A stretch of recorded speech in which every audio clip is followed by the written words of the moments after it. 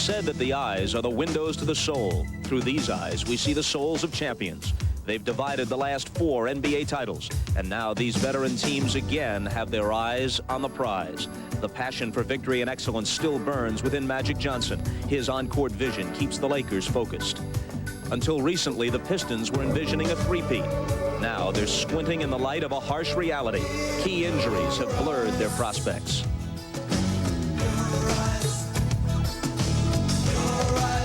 Up next at the Palace, all eyes are on the Pistons and Lakers.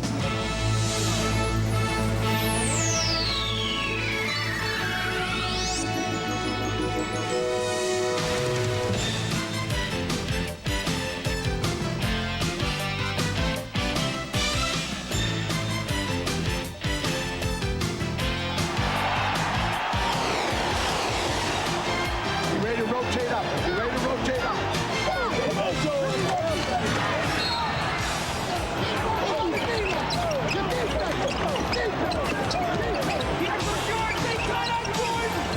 Michael at the foul line. A shot on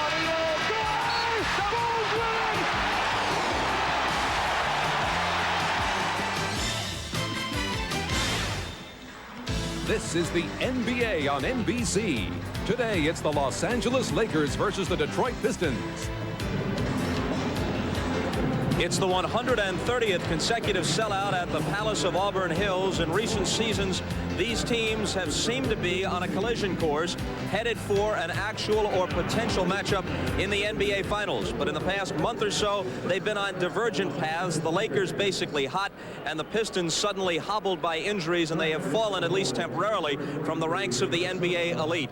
Bob Costas along with Pat Riley. Let's start with your old club. After a stumbling start, they had the 16-game winning streak. They have lost a few since then, including their last game Friday in Atlanta, but basically they're playing well. And Bob, you know, they're developing a great feeling again. They're developing this championship feeling.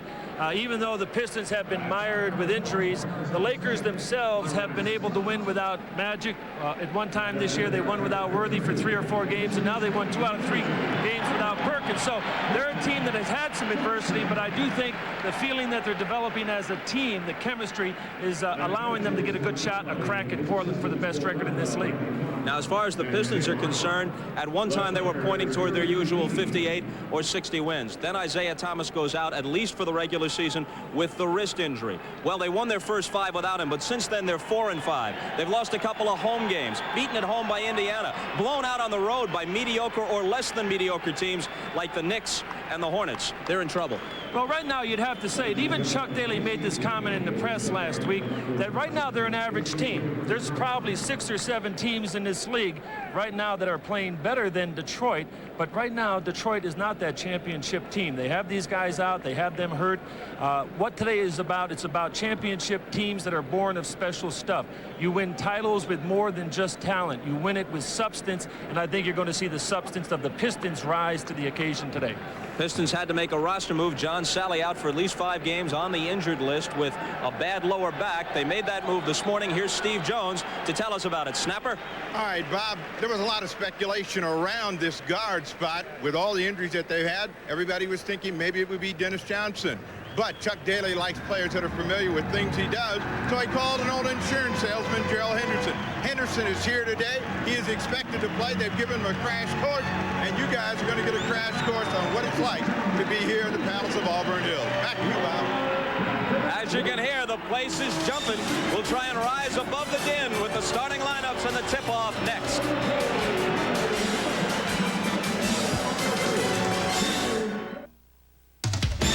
The NBA on NBC is brought to you by Mitsubishi, bringing you a full line of award-winning automobiles. Mitsubishi, the word is getting around. By Federal Express, absolutely, positively the best in the business. And by Coors Light, the one that won't slow you down. The Silver Bullet is the right beer now. The Lakers are 39-13, 4.5 back of Portland in the Pacific. The Pistons have fallen to 37-17 of late. Here is Mike Dunleavy's lineup. Magic and Byron Scott in the backcourt. They'll go with A.C. Green and Sam Perkins spot up front, and James Worthy, their leading scorer, the other forward. Vlade Divac's improved in every way in his second year out of Yugoslavia. And there is Dunleavy, the youngest coach by 5 years in the NBA at age 36. Chris Ford of the Celtics, the next youngest. Dumars and Vinnie Johnson in the absence of Isaiah Thomas in the backcourt for Chuck Daly. James Edwards, who might be able to do something against the relatively weak interior defense of the Lakers inside. Dennis Rodman, great defensive player, and Bill Laimbeer, whose scoring has fallen off in this his 11th NBA season. For Chuck Daly, the Olympic coach, and by a matter of months, the oldest coach in the NBA, a few months older than Cotton Fitzsimmons and Dick Motta. The tip to the Lakers. 114-90 winners back on December 4th at the Forum in LA over the Pistons. Rodman on Worthy, one of several key matchups. Well, right now, excuse me, Bob, right now you're going to see James Worthy go early. Magic Johnson made the point yesterday when we talked to him. It's important to get James into the game early. He had 15 points in the first period out in the wind for the Lakers in Los Angeles. Laimbeer lets it go and hits it.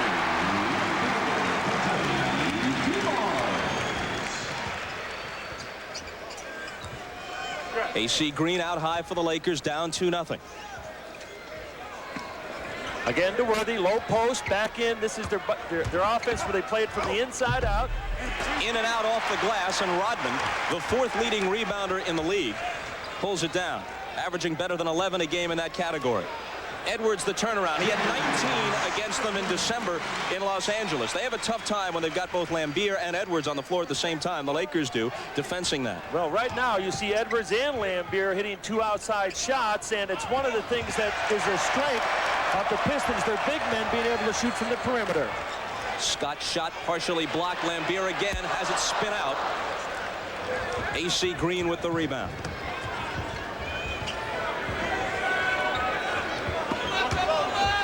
Dumars trying to hold Magic off. No-look pass inside the green for LA's first basket. Moving without the basketball, they have learned over the years that if you have your hands up and ready, that Irvin Johnson is going to pick you out just about any place on the floor. Dumars played all 48 minutes in the Friday loss at Charlotte and had 35. Swishes one here for a 6-2 lead.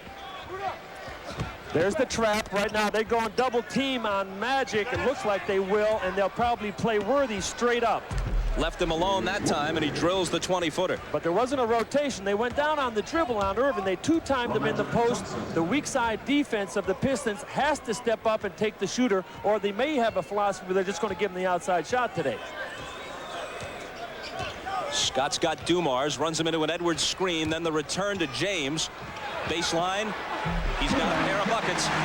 Pick and flare. A lot of two-man games. Dumars, Edwards, Dumars, Laimbeer. They'll float to the corner because they can capitalize on the jumper. Magic in the post again. Huge physical advantage on Dumars. Again, they leave Worthy alone. This time he can't convert. Whistle off the rebound. That's a shot right there that James missed that you should hit 80% of the time. It's a shot that you work on in practice every day in our shooting drills, and it's a thing that over the course of this game the Pistons are going to have to take away. Edwards picked up the foul. Lakers inbound. Worthy averaging 22 a game, his career high. Faking the hook, giving James another chance, and this time he puts it down. Well, it's all perimeter right now. There's no doubt about that, and as long as the Lakers can knock them down, maybe the Pistons are going to take away all of those things that they want inside. Pistons have hit 4 of their first 5 field goal attempts, and they lead 8-6. Laimbeer. Magic takes him. He goes to the left hand and misses.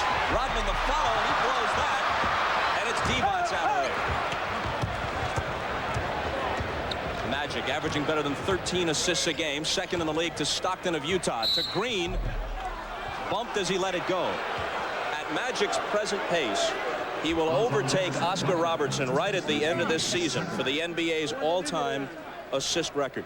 Well, he is a quality player all around, all over the court. He gets up in the air, and at 6'9", he's the kind of player that can pass over the top of people. He can see people. Like Spud Webb is unique to the Atlanta Hawks at 5'5". Magic at 6'9" has set a new prototype into this league, and he's very, very difficult to guard down into that post. I asked Joe Dumars how he plans to defend Magic He just smiled, shrugged his shoulders, said, look, I just try to hang in. There's nothing you can really do. You hope to make it as difficult for him to post up as possible. You know he's going to do it, but you hope to make him work to be able to do it, and then pray he's having something of an off game. Well, today they want to make him a passer. It's obvious their defense is set up that way. Vinnie Johnson, the veteran, misses the runner. Magic back, even up at 8. Worthy thought about a 3.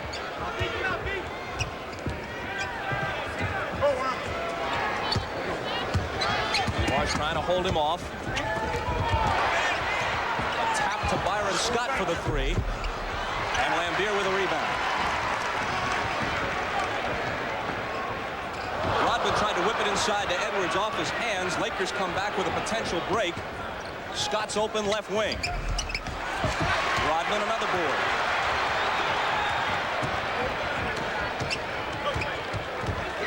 Only David Robinson, Akeem Olajuwon, and Patrick Ewing have more rebounds per game than Dennis Rodman, playing out of a forward spot. Dumars takes it all the way. Well, they got a mismatch, they think, at least, but Byron Scott on Rodman. They didn't use it. Dumars beat Magic going down the lane.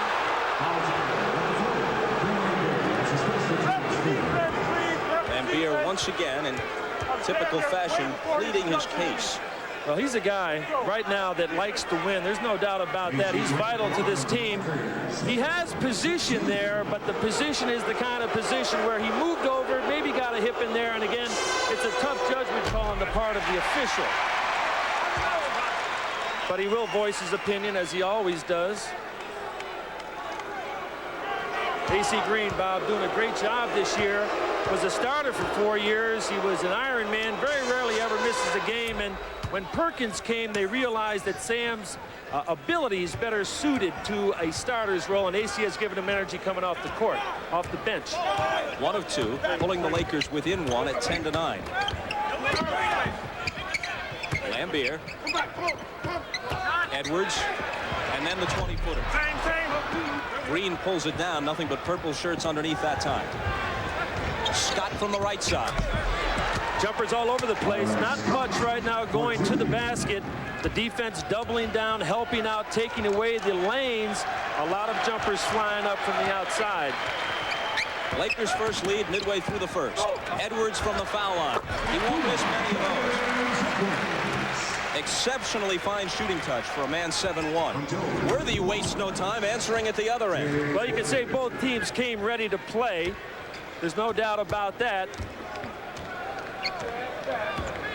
What does this rivalry mean to the Lakers? You would know from that perspective. Dumars all the way to the hole again. Well, it's the same kind of rivalry, Bob, as the Lakers and the Celtics had in the early 80s. I think the Pistons broke through back in the mid-80s. The back-to-back finals that we played against them developed the rivalry that I think a lot of teams would like to have when they're in the finals.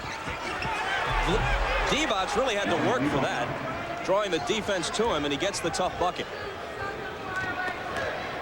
Rodman, AC Green backing off. They'll let him have that if he wants it. Edwards on Divac. That's going to be a theme here because Vlade will have a very difficult time defending Edwards. Well, you have to take away the spot. Vlade Divac has to fight for position, try to root him out of the lane a little more. He's just letting him turn and get the rhythm of his jump shot, and that's his favorite shot. Worthy fades on Rodman, and it's off the front iron. Edwards for the rebound. Dumars playing better than 40 minutes a game in Isaiah's absence. He'd been averaging 36 minutes per while Isaiah was healthy. He's the Pistons' leading scorer. Over Magic, it spins out. Rebound followed by Rodman. Goaltending on Divac. Score the 2 for Detroit. The Pistons with the isolation. Now Joe Dumars matched up on Magic Johnson, used the side to take it to the bucket, but you always have to concentrate on keeping Dennis Rodman off that board or picking up loose balls. Inside 5 minutes, Pistons by 3. Divac screening for Johnson, and his pass through the lane off the hands of Green, picked up by Vinnie Johnson. Behind the back of the driving Rodman.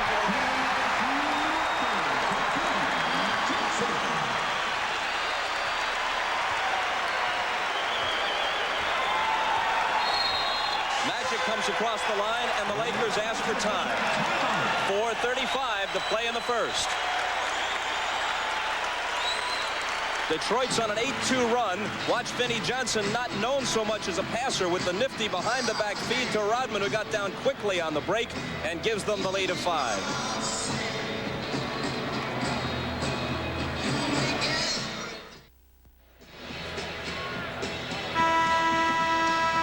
Let's take a look back to June of '88. This is the shot Pat Riley calls the biggest of Byron Scott's life. Well, we were 3 down at this time against the Pistons in the 6th game, about 37 seconds to go. Byron buries the big jumper. That allowed Kareem, who Lambier fouled, to hit 2 free throws to win the game for us. And it's just one of the shots that I think goes down in this rivalry with the Lakers that make it what it is today. A key element of the rivalry between the two, in addition to the great games, they've each had their successes and their heartbreaks, and they're each able to say, hey, if only. In the case of the Pistons, they say if only the foul hadn't been called on Lambier when it was questionable on Kareem's hook on the baseline in the closing seconds of Game 6, we're the champions. Here's Magic as we come back, hitting the 20-footer. Or if only Isaiah Thomas hadn't had to play through a painful ankle injury. Then a year later, you and the Lakers can say with some justification, we don't know if we would have won, but we could have taken them the limit had Byron Scott and Magic Johnson not gotten hurt. Well, there are a lot of stories in this series, and I'm sure there's going to be a lot more before it's over. Edwards is 5 for 5. Well, I think Chuck mentioned last night in our conversation, it's important that Edwards, Dumars, and when Mark Aguirre comes off the bench, that those guys start delivering big-time, consistent numbers. Byron Scott with the quick release shot off the baseline. It's 22-17 Pistons. Edwards, let's see if he looks for it again. Divac is alone with him. Fouled him. It would have counted. He finally misses on his 6th attempt, but he's coming to the free throw line. James Edwards is the kind of player that you have to get off the spot right here. If Vlade Divac gets knocked off balance, James Edwards has a tendency to be able to step back and shoot the jumper right here, probably out of frustration because Edwards had hit 5 in a row. Vlade follows through and commits the cardinal sin. You never really want to foul a jump shooter while he's in the act of taking that shot. Edwards is a post player. Lambier is not. That's why he's so important, Edwards. Although he might not get all the headlines of some of his teammates, he is a very important situational player for the Pistons. Well, I think ever since Edwards came to this team, it was Jack McCloskey's best move. They got him for a draft pick, and Ron Moore from the Phoenix Suns. They would not have won a championship without his offense down low. Worthy missed. Detroit comes back. Vinnie Johnson. To Rodman, guarded by Green.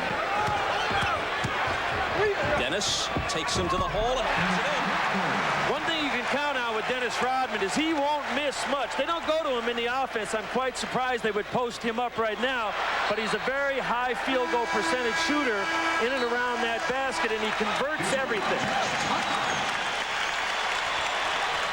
One of the great defensive players, not only at present, but many say in the game's history. He got a hand on that and broke up the Laker pass. Well, he's always in the game. He just scored at one end. He comes down the court. He knows he's going to have to get up here with Worthy. He's aware of his man, and he's aware of the ball. He's able to get the hand in there and deflect the pass.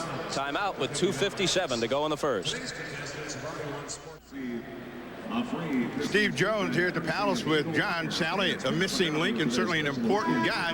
But through your eyes, John Sally, what does this team need to do through this difficult stretch? I just think we need to step up on our defense, get some more layups, some easy baskets, and just go back to being more aggressive. When we are aggressive, when we go after people, playing like the underdog as opposed to being the champions. We play a little better. All right, the injury. What is your condition? When do you expect to return? Well, they put me in injury reserve, so I have to stay out 5 games. But right now, it's just a strained muscle, but it's almost healed. I think another 2 or 3 days, and I'll be okay. All right, he's ready. Back to you, Bob. Pat. Steve, of course, on the wrong side to get the necessary perspective, but perhaps he could have asked him about the style of earring the Spider is sporting in the left lobe. I don't know how many rebounds it gets them, but I do know John Sally is missed right now. He's their leading shot blocker, and it's one of the guys that definitely the Pistons depend on with their defense. Michael Thompson is in off Dunleavy's bench. Oh, come on. Here's the jumper by Worthy that goes down. An obvious move here to get Thompson in, try and change things up defensively against the red-hot James Edwards, who was abusing Divac. Well, he'll muscle him. He's a little bit smarter. He has more experience on guys like this. You'll see him using his hands. He'll use his body. He'll make him a passer, and he just has an awareness of James, probably more so than Vlade, and that's obvious. Worthy gathers in Dumar's miss. Here's Magic, who has 7 assists already. Spins with the hook that won't go down. Rodman another rebound.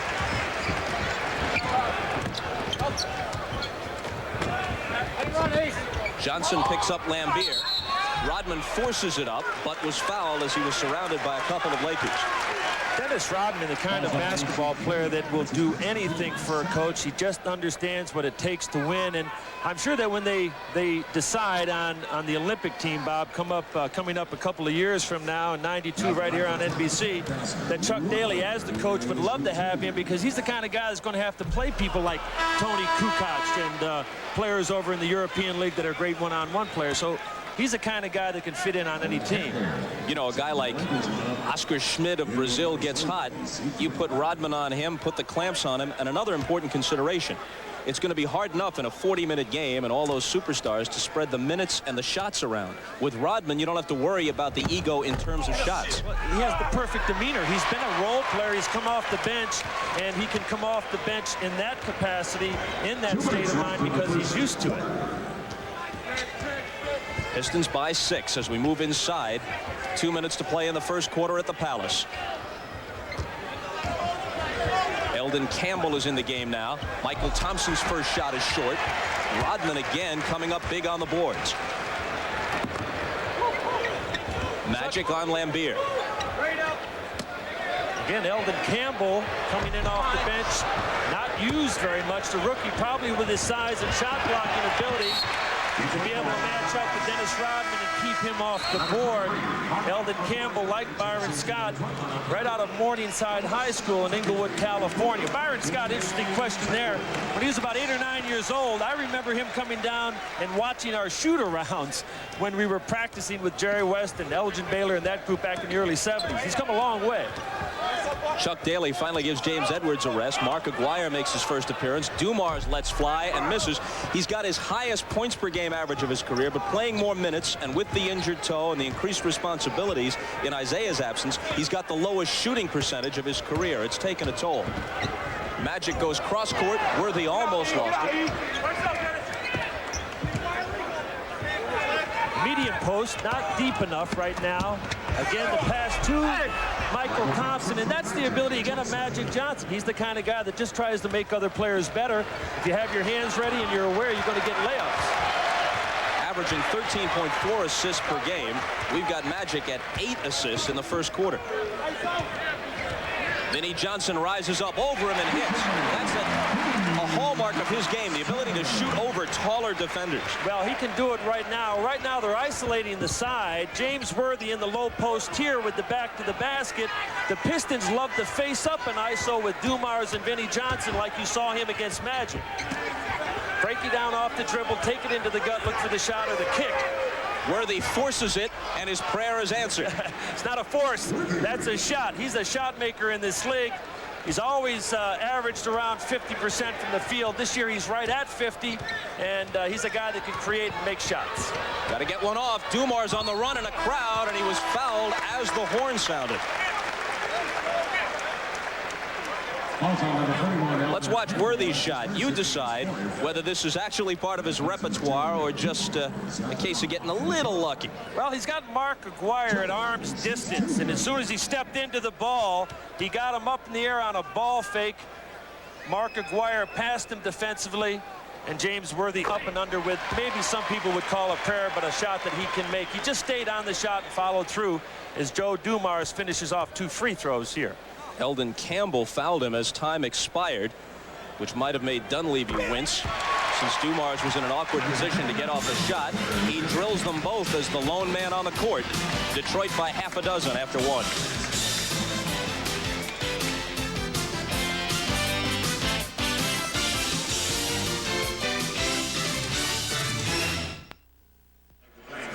Lifesavers admire the sponsor. Big dinner last night for Magic and some of his teammates. Out at his boyhood home, there's Irvin Sr. and Magic's mom, Christine. And they will have a big dinner after the game because Mr. and Mrs. Johnson would always put together a lot of wonderful sweet potato pie, a lot of food for the guys. They bring it into the locker room and they have a feast. That's one of the things that she does when Magic comes into the town. Treats them like family, all the Lakers. Magic told me he spoke with his coach, his college coach, Judd Heathcote, this week. Always stays in close touch with him. Judd often comes to the games when the Lakers play here at the Palace to see Magic. Magic was well taught, well versed in just about every fundamental, and Judd deserves a lot of credit. Dumar's pass inside as we resume to Rodman, who has been a force at both ends of the floor in the early going. Got to be able to catch those passes. Joe made a great pass. He couldn't put it on the money. Sometimes players have to realize you're not going to get the ball right on the money. You got to catch some bad ones. Eldon Campbell misses the turnaround. Divac's inability to handle Edwards forced them to go to Thompson and then to Campbell. There's Campbell with the block, which they say is clean, although the fans wanted a goaltend. Magic brings it back. Aguirre trying to contend with him. Terry Teagle. And here comes Vinnie Johnson. Johnson spinning with the runner, and Teagle fouled him. When Divac couldn't handle Edwards, it had a domino effect on the substitution pattern that Dunleavy might have preferred. He got Thompson in a little earlier, then Campbell came off the bench earlier in the game than perhaps he ordinarily would. Eldon Campbell is a player out of Clemson that is an incredible shot blocker. They like his versatility. He's the kind of guy that can come off the bench, and it's a big game today. But as Dumars goes to the basket, Campbell comes out of nowhere. Now, that was not a goaltending call because he batted it off the board, but it was a great block by a young player that's going to be a great one in this league one day, maybe. He needs a lot of work, but the Lakers have a lot of confidence that he can get it done in the future. Pistons by 9. Here's the lob inside, and it's off the hands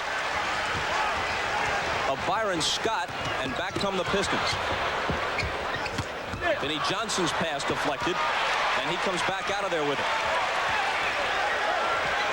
It's a mismatch right over here. Aguirre wants the isolation on Michael Thompson. You just want to contain him, make him take the jumper. Lambier the rebound to keep it alive.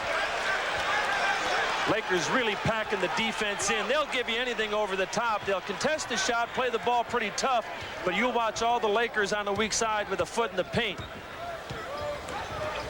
Johnson working on Magic. Vinnie misses, and Campbell has the rebound.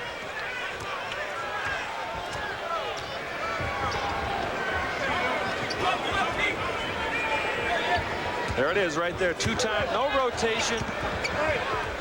Rotating the ball to Michael Thompson, a nice leaping leaner right now. The Pistons are not going to allow Magic Johnson to shoot it. Other players are going to have to step up and contribute offensively. It's the Pistons by 7. Aguirre again on the ISO with the spin move going against Thompson. Chuck Daly last night, Bob, was talking about the need for Mark Aguirre to get back that starter's mentality, to get back what he had at Dallas when he was averaging 25 points a game. He's going to have to change a little bit and get out of the role of coming off the bench and give him some big-time offense. Here's Teagle, whose shooting percentage has fallen off drastically from his days at Golden State. They don't run as many isolations for him, and the court isn't spread as much for him as it used to be when he played for Don Nelson. Michael Thompson lost it, pleaded for a foul, doesn't get it. Vinnie Johnson to the trailing Aguirre, and now Dumars with lots of daylight. It's a 2-on-1. Teagle with Scott. Terry Teagle. Rodman got a piece of it. No goaltend. Furious pace with Vinnie Johnson pounding it back. That's why he's the best defensive player in the league. It wasn't the block. He has the ability to make the block. What was impressive was his defensive transition to get back to be able to make a play on that shot. Magic lost it as he tried to go coast to coast, recovered it, and was fouled. Watch Rodman with what turns out to be a legal block, although it was close to a goaltend. Well, right now he goes by Scott. He goes over the top of Lambier. He makes a great block on Teagle, who thought he had a layup, but again, it's the effort, it's the hustle, it's what Dennis Rodman is all about.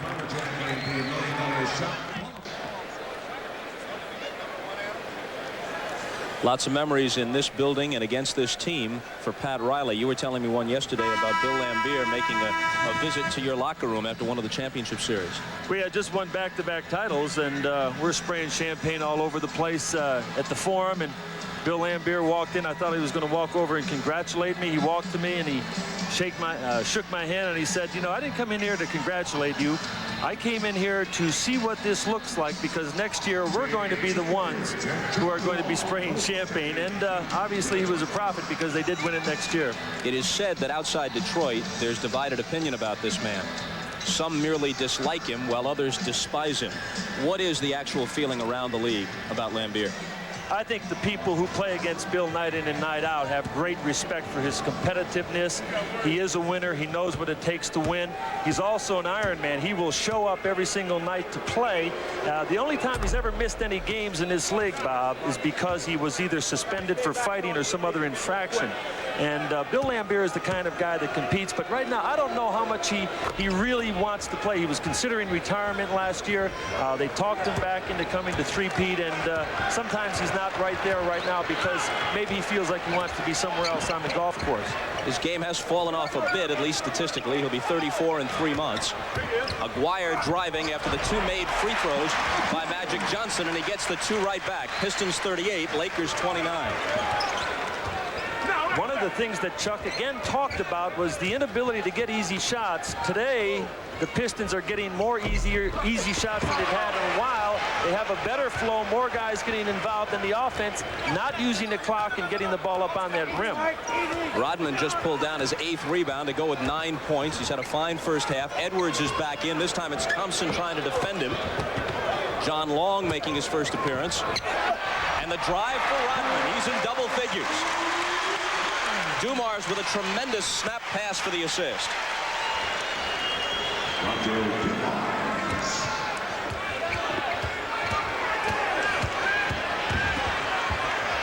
Worthy going to work. He was fouled, though he didn't get the roll on the shot. It's the second foul on the worm, Dennis Rodman. Well, Dennis Rodman does it at both ends of the court. He has to play James Worthy on one end of the court, but he's always available. One of the things that the defense does, the defense doesn't allow Rodman to get open a lot of the times, but when he does, he makes layups. Right here, he's muscling up on James Worthy. Questionable call. Worthy trying to go over the top, and all Rodman wants to do is make it difficult for James today. He doesn't want to give him any layups. He wants him to take the ball over the top of that defensive hand. Worthy misses them both, and Edwards has the rebound. Dumars, John Long, Edwards, Rodman, and Aguirre for Chuck Daly.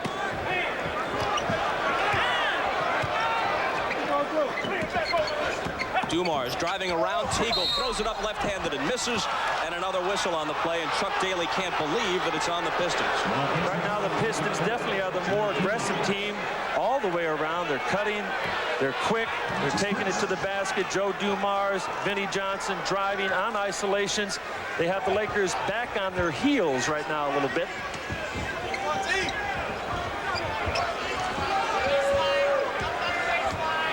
Wire eyeing Worthy, who shoots it over him, and James fires it down from about 22.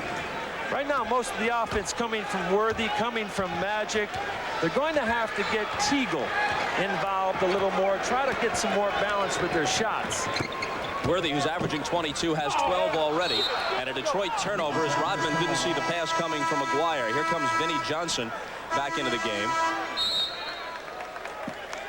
I think it's going to be Dumars whom he'll replace, but we'll check to be sure when we come back. It's the Pistons by 9. Pat, let's take a look at that last drive by Dumars. Daly couldn't believe a foul was called on Joe.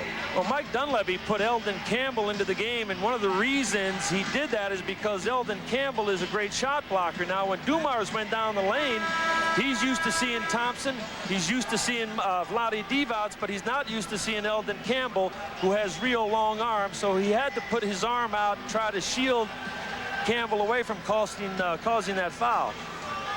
The Pistons needed a Joe Dumars reverse layup as time expired to beat Seattle here about a week ago by a basket. They lost at home to Indiana. They lost big on the road to the Hornets and to the Knicks. To give you an idea, And the cast on Isaiah's right hand is a large part of the reason, the biggest reason. To give you an idea of where they're playing right now, not by their reputation, not by the 2 championships, but where they're at right now. They're 24-5 against sub-500 teams, but 13-13, just 500, against teams that have winning records. Magic Johnson, as we come back to the action, goes with the jump hook and puts it down over a helpless John Long. Right now, with the kind of lead the Pistons have, they were up 9. They're not coming on Irvin Johnson. They'll mix up. They will read. Sometimes they'll come quick on the double team. Other times, if Irvin doesn't have the kind of spot that they think is threatening, they'll let him go one-on-one. John Long signed for the whole season just this past week. Dennis Rodman from the tip of his range misses, maybe beyond his range, and Teagle has the rebound. Magic with the stutter step all the way. Magic has to arc it high. Third try, AC Green in traffic. No foul, out of bounds to Los Angeles. Well, right there, you're looking at the defense of the Pistons trying to come back. Lately, their defense has not been as aggressive as it has in the past. They're going after all the shots right now and loose balls. Teagle, the quick release off the inbound, and he swishes it. They gave up 122 points the other night down in Charlotte. The skill positions, Chapman and Newman and Kendall Gill were 23 out of 32 from the field, and Daly wasn't too happy about that perimeter defense. Lakers with 6 unanswered points to creep back within 5. Chuck Daly's Pistons are just 1-6 against the teams generally thought to be the elite in the West: Portland, the Lakers, Utah, San Antonio, and Phoenix. Vinnie Johnson misses the bank attempt, and the Lakers will have a chance to cut it to 3 here.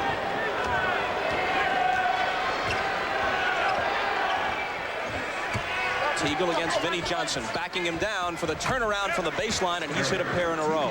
We were talking about this yesterday, the microwave Vinnie Johnson against Terry Teagle. Both of them similar. They like to put their bodies on people and go over the top. Terry Teagle, one of the better post players at the guard position. Sometimes teams have to double team him. Good matchup right now. 2 great offensive players, Johnson and Teagle, going against one another. I don't know what it says about their defense. Dumar's back in after a short rest. John Long out. Lambeer checks back in, puts the cheek protector on. There are guys in this league that can make shots. Sometimes you can't guard guys like Johnson and Teagle. They will get off a shot. They will get their shot off the one they're comfortable with, like right here, a pass instead of a shot. Edwards finds the touch upon re-entering the game. He's got 14. Again, trying to go to Worthy all night long. 4.5 to play until halftime. Worthy from the head of the key cuts it to 3. 42-39 Detroit. James's field goal percentage is down. He has a career 55%. This year it's around 50. A lot of people attribute that to the fact that he is taking a lot more perimeter shots. He's making them today, but it's causing his percentage to drop. Edwards absolutely unconscious here. 7 of 7 officially, as he was fouled on the only one he missed. 16 for Edwards, 14 for Worthy to lead the Lakers. An illegal defense is called on the Pistons. Again, James Edwards down in the low post. The pick and flare. Michael Thompson helps out a little bit, but you got to get players that can get back to the guy who flares to the open spot. Edwards will bury the 17-footer all night long. Dumar's alone with Magic. Now Lambeer comes over to help, and Worthy's open for the 3 that's no good. Trying to build on a 5-point lead. The Pistons bring it across. McGuire. Pistons getting to the basket. You got to make a play on the ball. Magic went over the top of the ball and sort of faked at the foul, thinking that Aguirre might miss. When you're going to contest layups, you got to go to the body and tap them. whistle before the move to the basket. These are the two best defensive teams statistically in the NBA. Detroit is averaging a yield of 95 a game, and the Lakers 99. They're the only two teams averaging fewer than 100 points allowed per game. But what's more impressive, points allowed, 99 a game and 94 a game, that's one thing. But what really is impressive about both teams, their field goal percentage. The Pistons about 45%, the Lakers 45%. They're the kind of teams that play defense. They make it difficult for you to shoot the basketball. And also their point differential is something that's impressive. That is what the defense is about. Vinnie Johnson just picked up his first. We step away with 2:49 left. Miller Genuine Draft presents #1 draft choices. Today's Miller #1 draft pick is Mark Aguirre, first pick overall in the '81 draft by Dallas. He spent 7.5 seasons with the Mavericks, averaging 23 points before coming to Detroit in February of '89 in time to get in on a pair of NBA championships. They sent Adrian Dantley and a #1 pick to Detroit to get him. The #2 pick, by the way, overall in 1981. After Aguirre was taken by the Mavericks was his close friend and now teammate Isaiah Thomas. Let's take a look at the Pistons defensively in the tenure of Chuck Daly. He takes over a ragtag team back in the mid-'80s, and every single year the yield per game has gone down. Well, the defense definitely has improved, but the offense also has dropped. Chuck Daly has emphasized defense and rebounding. They averaged 118 points one year offensively. That's down now to about 99 points a game. So a lot of it, the defense has to do with the tempo of the game and the kind of offense you're running. The Pistons very methodical with their offense, creating less shots for the opposition. Here's Terry Teagle, who's hit a couple in a row. He feels it, but this one's off the back rim. James Edwards against Divac. A nightmare for Vlade to this point. Hit him with the body, no call. Magic Johnson comes out with the ball. Here goes Teagle. Contact, but they say it's clean, and Vinnie Johnson has it. Dumars dishes to Aguirre. Baseline popped. Vinnie Johnson keeps it alive for the Pistons. And now it's Teagle. Teagle filling the lane, coming down, misses the leaner, and it's tapped out to Dumars. Worthy cuts Aguirre off, and a foul on the play. Let's check the lineups for the Lakers. Divac with AC Green, James Worthy, Magic, and Terry Teagle. For the Pistons, Dumars, Vinnie Johnson, James Edwards, Mark Aguirre, and Bill Laimbeer. The last two shots that Terry Teagle took, he pulled up for jumpers. You've got to take the ball to the basket and look to try to draw the three-point play. He saw some defense there, but he didn't take it strong and try to take it over the top. Instead, settling for the little pocket jumper in that lane. Both of them turned out to be misses. Pistons by 9 as we approach a minute and a half to play until halftime. Worthy turns to face Aguirre. Drives on him. Whistle before the shot from Mike Mathis. Aguirre picks up the personal. Let's go back to Teagle. Okay, right here, he should be taking this ball over the top of Laimbeer, trying to take it to the basket. I know Laimbeer stepped up and put both hands up, but taking the angle, trying to get Laimbeer on his hip so he has the possibility of a three-point play. Don't let the defense discourage you from taking the ball to the basket, even if you have to commit a charge every now and then. Worthy finally hits a free throw after 3 misses. James will be 30 on Thursday. He's had knee trouble, aches and pains. In many ways, he's having his best year. But you got to wonder about the toll over time. Here's Edwards with a running one-hander that's off the front of the rim. And a rebounding foul in the scramble. Again, the Lakers are trying to take Dumars off of that pick and roll. A lot of two-man basketball for Detroit. It's either Dumars or Vinnie Johnson. Right now, you're going to see Dumars double team quickly. Edwards flaring to the corner. Vlade recovers, but he does allow them to get the shot off.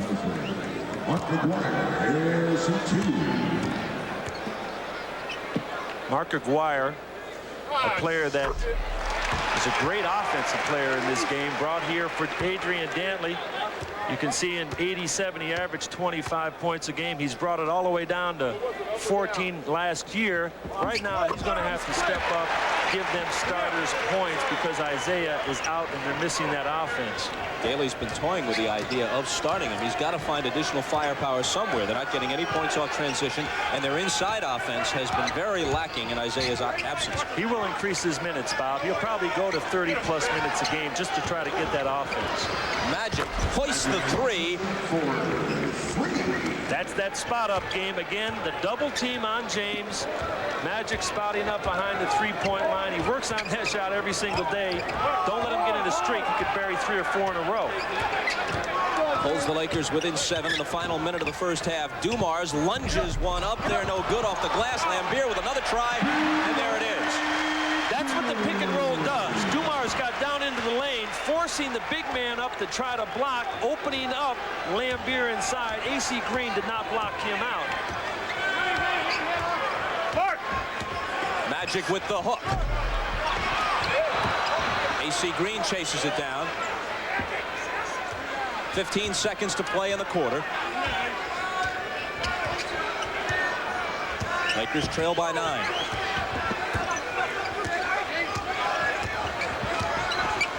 The hook again. He's got it. Magic with the last 5 Laker points of the half. 2 seconds to get off a shot. Aguirre from beyond half court, and that's it.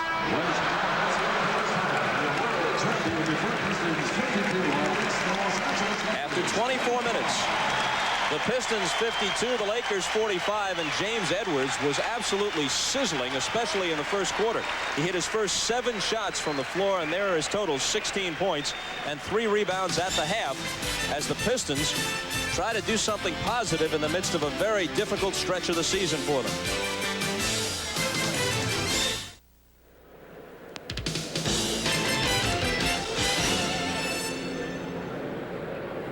Okay, we're joined now on the court at halftime by Isaiah Thomas of the Pistons. As you see, the cast on the injured right wrist. We heard some talk this week that it's possible, I don't know how optimistic this is, but possible you might return before the regular season ends. Is that possible? Well, there's a doctor in Connecticut watching this by the name of Kirk Watson, and if he heard that, he'd be highly upset with me.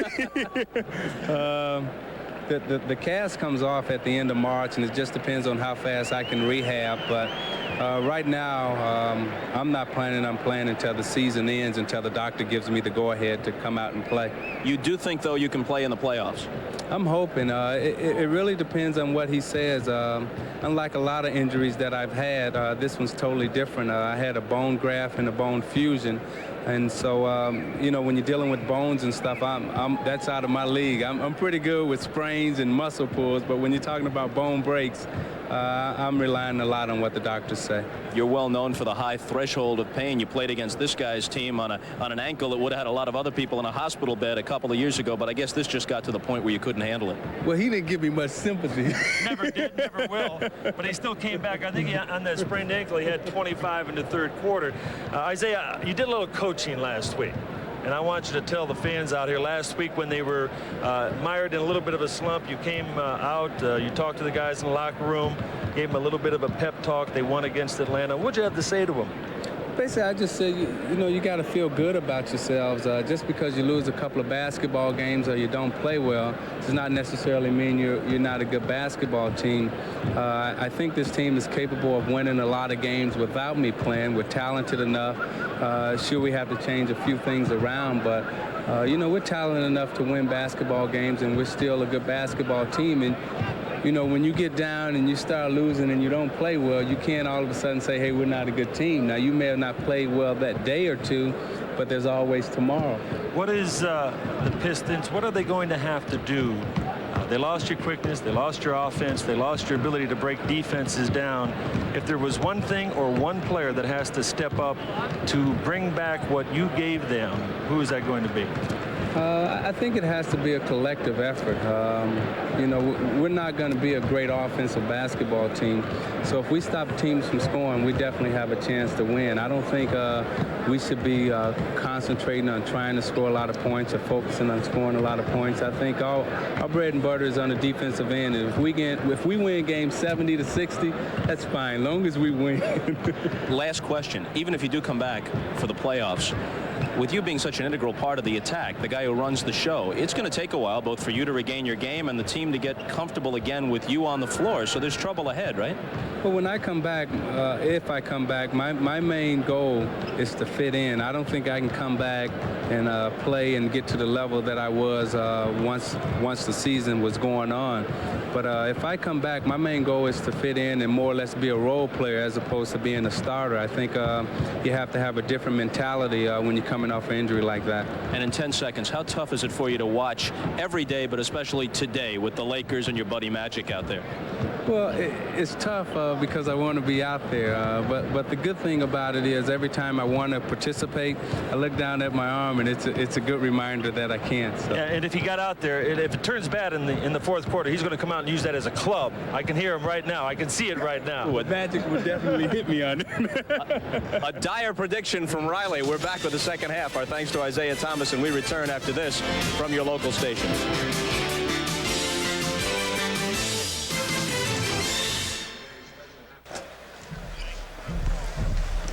Later tonight, after some news programming on NBC, it's the network television premiere of one of the great comedies of the past several years, Good Morning Vietnam, with Robin Williams. Here's a look. Good morning, Vietnam! It's 0600. What's the O stand for? Oh, my God. Time to rocket from the Delta to the DMZ. What's a demilitarized zone? Sounds like something out of the Wizard of Oz. Oh, no, don't go in there. Denying me, why don't they get a rope and hang me? Hey, is it a little too early for being that loud? That is not what we program here. Here are the headlines. Ethel Merman jams Russian radar. Oh, I got a feeling. Today, President Lyndon Johnson passed a highway beautification bill. The bill basically said that his daughters could not drive in a convertible on public highways. Oh, you're going straight to hell for that one. You're not going to last long here, pal. Can we play anything for you? Anything, just play it loud, okay? Where you from? I'm from Cleveland, man. Cleveland. Yeah. Obviously, Vietnam's not that much of a change for you then. Big dogs landing on my face. The new voice of Saigon, Adrian Crowe. Quiet my ears. Robin Williams in Good Morning Vietnam on NBC tonight. No, I really like the music. I really like the music. I really like the music. Okay, the new special America at War tonight with Tom Brokaw and Jane Pauley. Then Tom Brokaw's expose. Tom is in Saudi Arabia, and he'll contribute his portion of the expose program from there. And then Good Morning Vietnam with Robin Williams, Robert Wull, and others. That's tonight, the network premiere of that motion picture on NBC. Let's go to Steve Jones. He's got Mike Dunleavy. Steve? All right, Mike Dunleavy, the guy that's giving me a lot of troubles. James Edwards, what do you have planned defensively? Well, we're going to have to try and, come to him a little bit sooner and be more aggressive, push him out a little bit further. He's been doing a good job of getting position and shooting that turnaround jumper on us. Are you surprised that Detroit has challenged you a little bit in a little bit more up-tempo game? Oh, I think, basically what's doing it for them is James in the low post and their offensive rebounding. We like the up-tempo. All right, we'll see if it goes back and gets better for you in the second half. Let's go back to Bob Costas. All right, we're going to have a chance to take a look at the rest of the halftime stats at a later point. However, the minutes played for the Pistons starters, that's really significant. Well, it's obvious that Chuck wants to win today, and he's taking his guys, his warriors, so to speak, and he's going to play them most of the game, Bob. They don't have the depth. They're at home. Right now, this is a must-win. They're showing their special stuff. They're up 7 points. They're winning the board, the battle of the boards, and I think you're going to see this in the second half.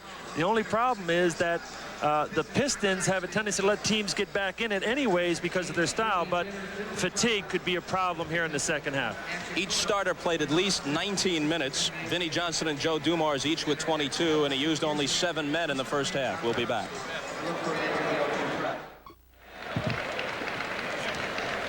Pistons by 7 as we prepare to start the third quarter. James Edwards, a huge story, hit his first 7 from the field, each team shooting 49%. As Michael Thompson walked past Edwards on his way back onto the floor for the start of the second half, he walked past him and said, "Cool off, you're killing me." Well, right now, James Edwards definitely is the story of the game offensively. Also, the story of the game in the press, wants a new contract. Right now, he and Jack McCloskey and his agent are going over whether or not the money is right. But a very valuable player, 35 years old, has a couple more years left in him. Almost unstoppable down in the low post. In fairness to Michael Thompson, he pleaded jokingly with Edwards to cool off on him, but most of the damage was done in the first quarter against the defense of Vlade Divac. Pistons start the third quarter with the 7-point lead. Dumars fires a bomb, and it's off the back of the rim. And Divac has the flat-footed rebound. Magic Johnson, Byron Scott, A.C. Green, James Worthy, and Vlade Divac. Joe Dumars, Vinnie Johnson, Dennis Rodman, James Edwards, and Bill Lambier for Chuck Daly. Scott cut off, brings it up top to Johnson. Worthy had 15 in the first half. Goes to the left hand over Rodman, no good. Edwards the rebound, and Dumars says, let's hold on here. Dumars is hurt. He pointed to his neck. He might have twisted his neck, Charlie horse or something. It's not the toe, which has been hobbling him for the past few weeks. Real class guy right here. Joe Dumars, a player who has to right now pick up what Isaiah Thomas has left behind because of his injury, playing more minutes, shooting more shots. Very versatile player. Looks as though right now he may be going out of the game. It's a guy that can take it, has a high tolerance for pain, and I'm sure he doesn't want to show the Lakers exactly what the problem is. Could be that toe. Never know, even though he looked at his neck or felt it. Well, we'll find out soon enough. Gerald Henderson makes his reappearance for the Pistons. This is his first game of the year. They signed him to a 10-day contract with John Sally going on the injured list. Sally has to miss at least 5 games. Here's Henderson, the former Celtic, to Lambier, and off Rodman's hands on the turnover. Byron Scott has it. Magic ahead of the field to Worthy. He's got 17, and the Lakers are within 5. A pass that could have been caught by Rodman. A.C. Green was beat to the basket, came from behind, deflected the ball. The Pistons cannot afford to turn the basketball over and give up layups to the Lakers. Shot, baby, come on. Gerald Henderson wastes no time, and he hits his first shot. Right off the streets, right to the Pistons, right to the Palace, and a jumper against Magic in the corner. Can you look at Gerald Henderson and not have a nightmare flashback of '84 and that steal when the Celtics somehow managed to steal the whole series from the Lakers? I think Gerald probably thought that they were making the pass to me. I could see the seams of the ball coming. It was a nightmare. There's no doubt about that. Great little player. All right, let's get an update on Joe Dumars' condition. Off we go to Snapper Jones. All right, Bob and Pat, the condition with Joe Dumars, much like a sprinter. He felt some tightening in the hamstring. Both of them have tightened up on him right now, and they are trying to make sure that he's going to be okay, and maybe they'll get him back in the ball game. But it is hamstring, not big toe, not neck. Back to you. Split the difference. One of the things that is developing with the Pistons, the Lakers went to the finals 3 years in a row. They played 345 games to get there. One full season longer than anybody else. Right now, the Pistons are in the same mode. They've been to the finals 3 straight years. They have a chance to get there again. And sometimes players just break, and maybe that's what happens with Joe. His muscles are beginning to go. Vinnie Johnson. Lunger in the lane is good.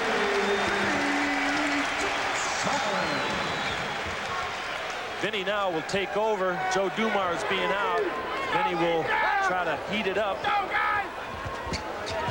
Pistons by 7 again. The foul was called before the shot as Magic spun around Gerald Henderson. How about this for a baptismal? He hasn't played in the league all year, and there's Dumars trying to work the kinks out. Hasn't played all year in the league. Obviously, he stayed in shape, but this is his return, and he's got to try and contend with Magic Johnson.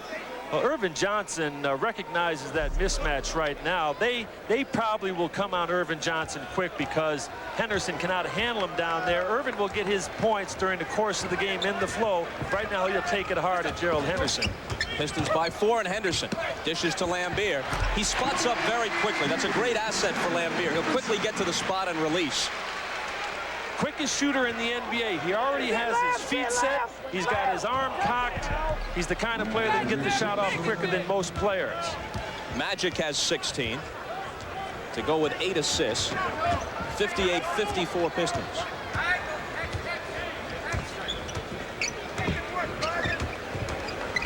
Worthy takes Vinnie Johnson on a switch. Magic on Lambier, as he has been from time to time. Spins out. Rodman fouled Divac, trying to take it back. Irvin Johnson in the low post has been a player that has been dominant most of the season here. Gerald Henderson, size-wise, cannot handle him. Right there, he tries to body him. Irvin with the spin, drop, step, gets the layup here on the steal. Really overextends the defense, doesn't allow the defense to get there quick enough. The Lakers are going to see more double teams because Henderson cannot handle him. That was Rodman's third foul. First man on either team to accumulate that many. Now it's Vinnie Johnson trying his hand on Magic. Worthy's open from 22, too long. Byron Scott, he's got it. Irvin Johnson controls 49% of the Laker offense from an assist standpoint, from a point scored standpoint. He's the delivery man. He's in just about every play. If they were to lose Irvin Johnson over the course of any season, over the course of this season, it would be very difficult for them to find that kind of production. I think it's obvious. Pass goes astray. And with 8:10 to play in the third. And you'll probably see Irvin play the entire second half today. Even though they play tomorrow night in Philadelphia, Mike thinks this is the game that they have to win. Then they get a couple of days off and conclude the road trip in Denver on Thursday. Lakers can tie with a basket here. They trail by 7 at the half, by 11 at one point in the first half. Back to the basket. ISO offense. Running hook, good, and we're even at 58. That's all you're going to see from the Lakers in the second half. Rodman's going to have to step up. Vinnie Johnson on Irvin's going to have to step up. They will create the offense from the inside out until you double them. This is without Dumars on the floor. Aguirre to the scorer's table. Vinnie Johnson doesn't get the roll. Lambier does get the follow, and he's coming to the free throw line. One of the problems with the mismatch, a lot of times the Lakers will match up Irvin Johnson or James Worthy on Bill Lambier, because he does stay out on the perimeter. However, Bill Lambier is one of the great rebounders in this league. He backs it in, he blocks out. Right now, he gets possession of the ball, and he's able to finish to get an opportunity for a three-point play right here.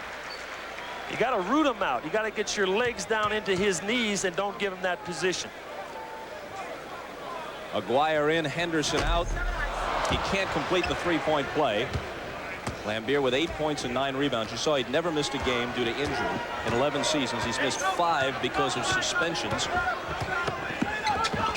Divac hammered, and there's the whistle.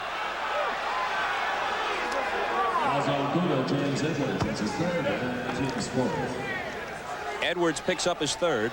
That time, Vlade Divac open coming down the lane. Lambier went to double off of Divac, and the Lakers from the weak side use these gaps. They are design routes to take when Irvin is in the post, and also James Worthy. One player cannot guard 2 players. Vlade Divac wide open, draws the foul. Averaging 11 and a half. Divac stuck on 2 points in this game, and he misses them both.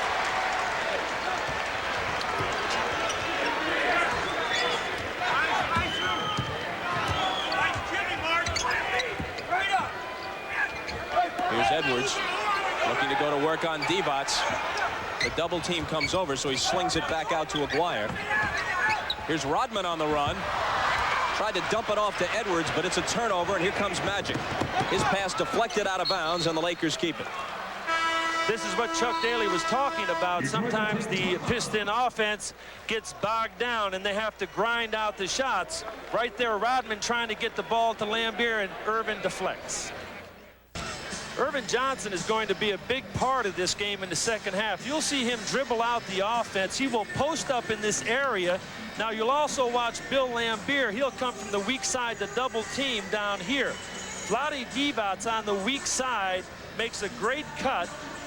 He will make a great cut into the lane. One of the great parts of this offense is that Irvin Johnson can dictate. You will see right here Bill Lambier coming. Vlade Divac over the top. He gets into that gap. Right here, Lambier cannot get back. And it's one of those things the Lakers do all year long. And he draws the foul off of that particular play. As we come back, AC Green triggers it inbounds to Magic. 6:40 to play, third quarter. Pistons by a basket. Here's Worthy. Rodman overran the rebound, but Edwards is there to take it. Byron Scott on Vinnie Johnson. Aguirre. Aguirre breaks into double figures with 10. James Worthy over the top of that pick. Normally the Lakers like to trail on baseline picks. Worthy tried to get over the top. Aguirre popped to the corner, got the wide open jumper. Worthy screens for Magic. Here's a three. Edwards the rebound. Lambeer trailing. His three-pointer. There it is.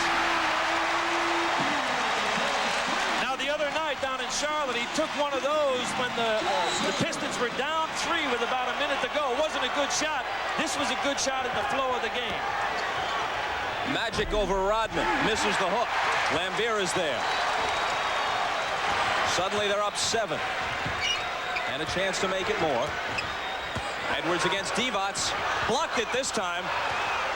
A reversal from the first half.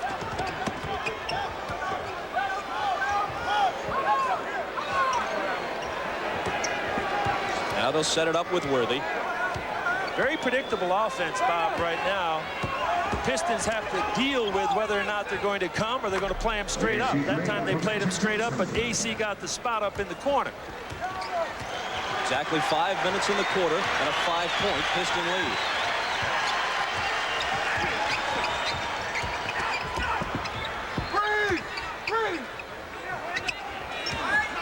Worthy on Aguirre. Divac over on a double team, and he hits it anyway.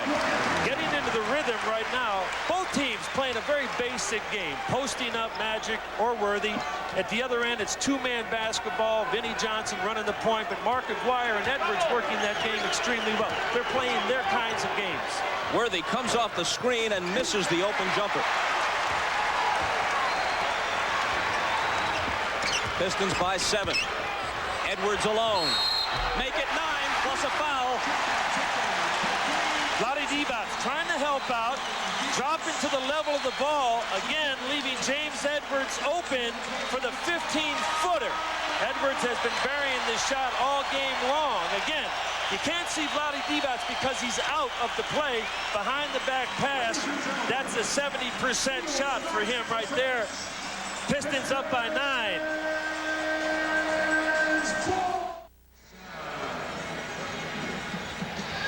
Among those in attendance, ZZ Top at the Palace of Auburn Hills. They played a concert here last night. You went and saw it, got carried away, didn't you? Well, you know, man, what a transformation. Man is affected by a major entertainment event like that. You obviously declining my offer to don the... I need this, Bob, on my head, not around my chin. Plus, my son, James Patrick, right now would be looking at this and he said, Dad, whatever happened to you? I can't believe that. Seems to me that they dedicated one of their songs to you. Didn't they have a hit with a tune called Sharp Dressed Man? Yeah, at least that much so. But I think probably right now the Lakers are going to need this more than you or I. Little disguise for the Detroit Pistons. Mark Aguirre, unbeknownst to us, as Chuck Daly slotted him in at the off guard. Vinnie Johnson right now playing solely the point guard. Mark Aguirre at 6'7", using his offense and his size at the off guard position. Edwards with the three-point play, ups it to 9. Scott has daylight and puts it down for the Lakers. Pet play of the Lakers out of timeouts. Used to be called the one down. I don't know what it's called now, but two-man game into a back pick for Byron and his pocket jumper in the corner. Aguirre spins around Worthy, goes to the left hand and misses. Rodman the follow. Terrific game for Rodman.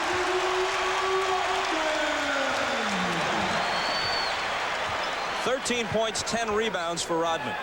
And he's played both Worthy and Magic at the defensive end.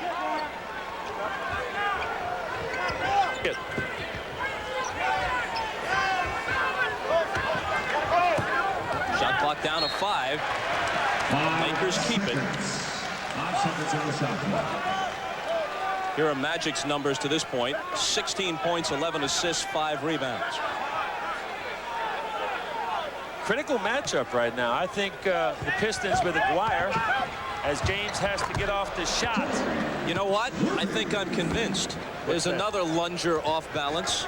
Nothing but twine. He can make it. He made one in the first half that we thought was lucky, but that's his shot. He's got great rhythm. Michael Thompson on Edwards. Double team to Scott comes over. That leaves Vinnie Johnson alone, but he didn't take it. Lambier for three. Aguirre hustling on the boards after Rodman kept it alive. Again, there's that size at 6'7" in the back court. That matchup that Chuck is forced to go to because Dumars is out will play to their advantage on the offensive glass. Scott thought he had stripped Vinnie Johnson, but instead the foul is called on him, his second. Right now, Vinnie Johnson, the kind of basketball player that's being very aggressive offensively. Byron Scott sliding his feet, trying to get his body in front of Johnson so he doesn't turn the corner, reaches in, gets a piece of the ball, but obviously a little bit of the hand too.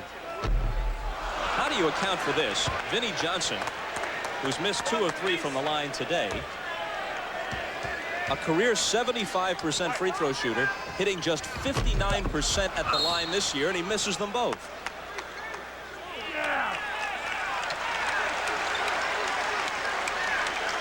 He's going to get another chance as there's a whistle off the rebound battle, and this copyrighted telecast is presented by authority of the National Basketball Association. May not be reproduced or retransmitted in any form without the express written consent of the NBA. Joe Dumars went out early in this third quarter, complaining of a sore hamstring. I guess there was a lane violation, no foul, lane violation, and he got the second try and hit it.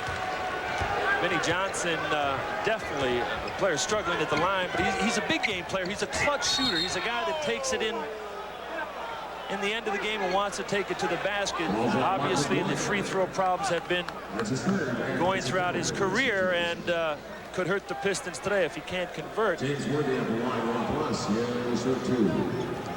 James Worthy right now working on Mark Aguirre. Mark Aguirre doesn't play the same kind of defense that Dennis Rodman does. He tries to use his body a lot more physical, a lot more aggressive. And the officials right now may be calling this game down the low post a lot closer, making sure it doesn't get out of hand. James has 21, but he's just 1 of 5 from the line. State of mind. You could tell that was short from the moment it left his hand. You lose your rhythm. You got to go through the same routine. Dumars is at the scorer's table. He's going to check back in. Vinnie Johnson lost it on the dribble. Magic to the floor to keep it in play for the Lakers. Got to pick up the ball. The three. Magic has it. That's a 3. Vinnie Johnson got knocked down in the backcourt. Could not get back up to pick up Irvin Johnson, but the ball has to be stopped. Everybody else was looking to match up with their man instead of picking up the ball. Piston lead is 5. Magic has 19.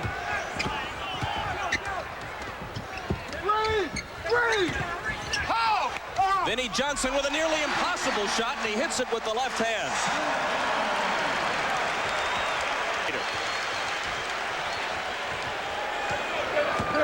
Magic right around Rodman. 21 for Magic. Going to turn up the heat right now. It's getting to that time of the game where Irvin will take over, will take the initiative offensively, driving by one of the best defensive players in the league. Good move. Pistons by 5. It's knocked away, and Magic's got it. There was some contact there, but they let it go. Here's A.C. Green. And he's coming to the line to shoot 2. At the other end, the Lakers very aggressive defensively, and some of the Pistons thought there were some slaps there that could have been called fouls with contact on the arm. Watch. Well, the last 2 times down the court, their defense has become a lot more aggressive. Irvin on the floor to pick it up, but right here, you'll see again, James Worthy over the top. Bill Lambier with a careless pass into the post, but definitely the Laker defense right now getting more aggressive, trying to get their hands on balls to deflect them. A.C. Green at the line right now, shooting 2. Lambier got the foul, his 3rd. Dumars comes back in. substitution pattern right now. James Worthy will take his rest the next minute and 12. And if Irvin Johnson does come out of this game, Worthy will come in and try to take him out, give him a rest. But I don't think you're going to see Irvin out of this game today. Eldon Campbell, a rookie from Clemson, their #1 draft choice, last man picked in the first round, is in the ball game now with Worthy getting a short rest. Edwards, the fadeaway. Let go! AC Green lets it go. Laker ball. They trail by 4. Less than a minute to play.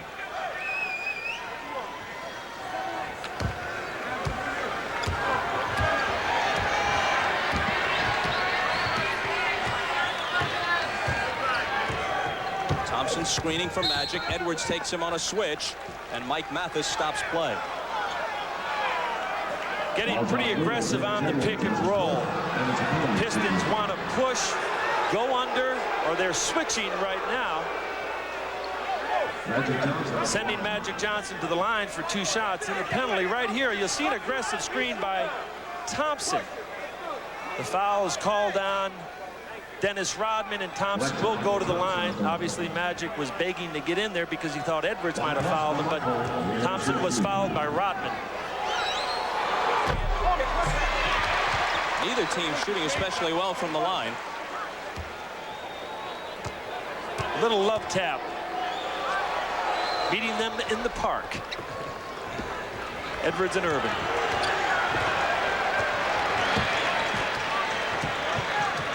Dumars now with the tender hamstring to go along with the badly injured big toe. He's played through the pain of the latter injury. Here's Aguirre on the run, bothered from behind. Last 20 seconds. They can cut it to 1 with the last 12 minutes of the game looming.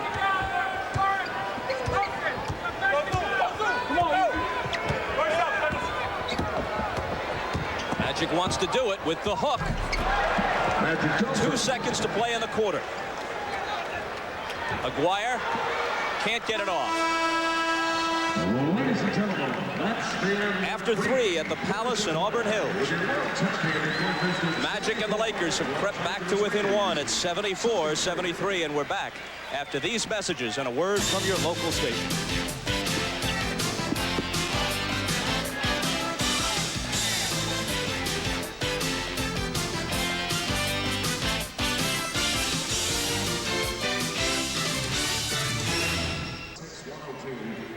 Well, here's Bob Costas. It isn't enough that we shoot back in the studio. We come to Detroit, and he gets to practice here at the Palace. He rips in 2 in a row. I'm proud of him. Wait a minute. Those are the 2 you showed. That's right. That was part of a run of 5 in a row. Well, I'll tell you this much. Probably if the Lakers could use you right now, they'd put you in for Irvin Johnson. He's actually going to get his first rest of the game. Tony Smith is in at the top of the period. Magic right now, 37 minutes for 1991. His career, 36-9. That's a career high. James Worthy at 38 minutes a game in 1991 versus a career of 30. Playing a lot of time this year. Here's their second-round pick out of Marquette, Tony Smith, making an appearance here as we start the 4th quarter. And Terry Teagle travels with Vinnie Johnson coming up on him defensively. The fact that the Lakers closed at the 74-73, cut it to 1 at the end of the quarter, gave Mike the feeling that he could probably give Irvin a couple of minutes. This team is going to have to hold the fort 3 or 4 minutes, not get 7 or 8 points down. Pistons by 1. Aguirre makes it 3. Eldon Campbell right now on Mark Aguirre. The reason why Campbell, a center, is playing Aguirre at 6'7" is because he has a long arm, a long reach, and he could bother the jumper. That time he did not. Again, the matchup philosophy of Mike Dunleavy. Smith contributes. Tony Smith a couple of weeks ago on NBC against the Chicago Bulls when Magic went down in the 4th quarter, came in, held Jordan in check, scored 2 or 3 buckets himself. He is growing as a player every day. This is a 3, but it isn't there for Mark Aguirre. So now the Lakers can grab the lead again. As you see, they last led midway through the 1st quarter. Teagle is short. Smith trying to keep it alive. Out battles Aguirre for it. Michael Thompson with room. LA has the lead. Second unit right now doing the job. Second shot's Michael Thompson. Tony Smith buries the jump shot. Pistons got to regroup.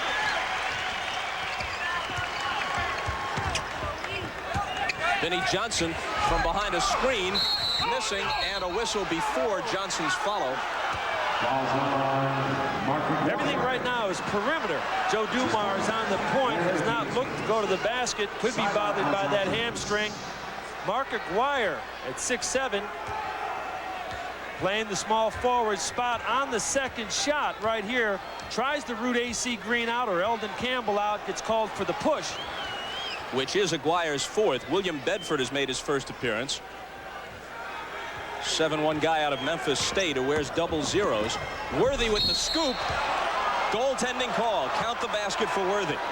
Great effort by William Bedford. However, I think the shot may have been short. Worthy breaking his man down on the wing, taking the ball baseline. Aguirre doesn't contain him. Here comes two defenders to block the shot. Could be questionable whether or not they should have even tried. Lakers' biggest lead, a slender 3 points. They've been down by as many as 11. Dumars trying to grit it out here in the fourth quarter.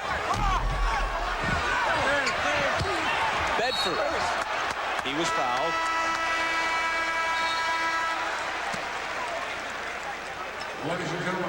Again, going back to that shot by James Worthy, the ball definitely has reached its peak. Good call right here. The Pistons right now down by 3, 79-76. A look at the upcoming stretch for the Lakers and the team they're pursuing, Portland. Out of this group of 8, only Philadelphia, Houston, and Milwaukee have winning records among the next 8 opponents for the Lakers. Look at this stretch for Portland, even conceding the fact that San Antonio has fallen off with the injuries to Cummings and Strickland. This is a killer stretch. Well, they're going to play 8 games, Bob, the Portland Trail Blazers in the next couple of weeks against all plus 500 teams in this league.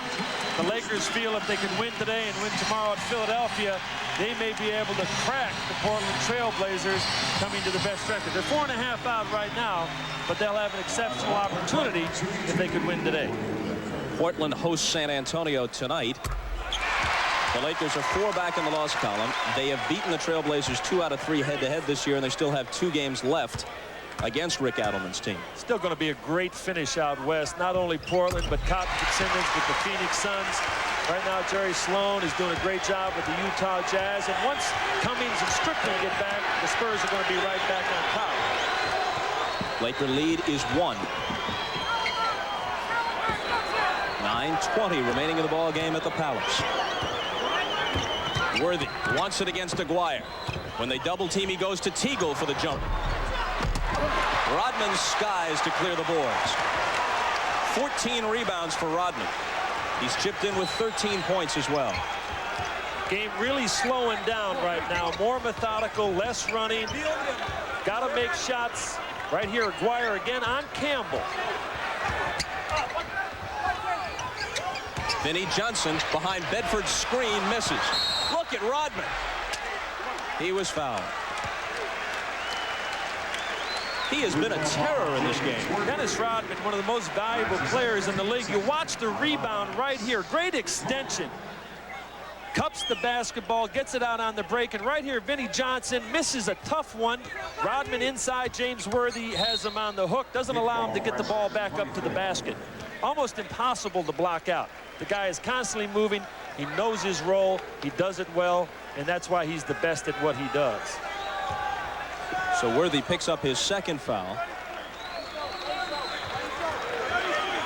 Kind of a high-scoring first period, but since then it's settled down. Looks like both teams will finish under 100, barring overtime. Aguirre, pounded by Campbell. You cannot shoot over the top of Eldon Campbell all the time. Mark Aguirre is going to have to use his experience and his smarts. Right here, he backs up, he takes the bump, steps back, pump fakes, jumps right into him. Eldon Campbell draws the foul. He's going to get 2 shots. Right here, Aguirre's got to do some technique. Got to take the kid to school a little bit.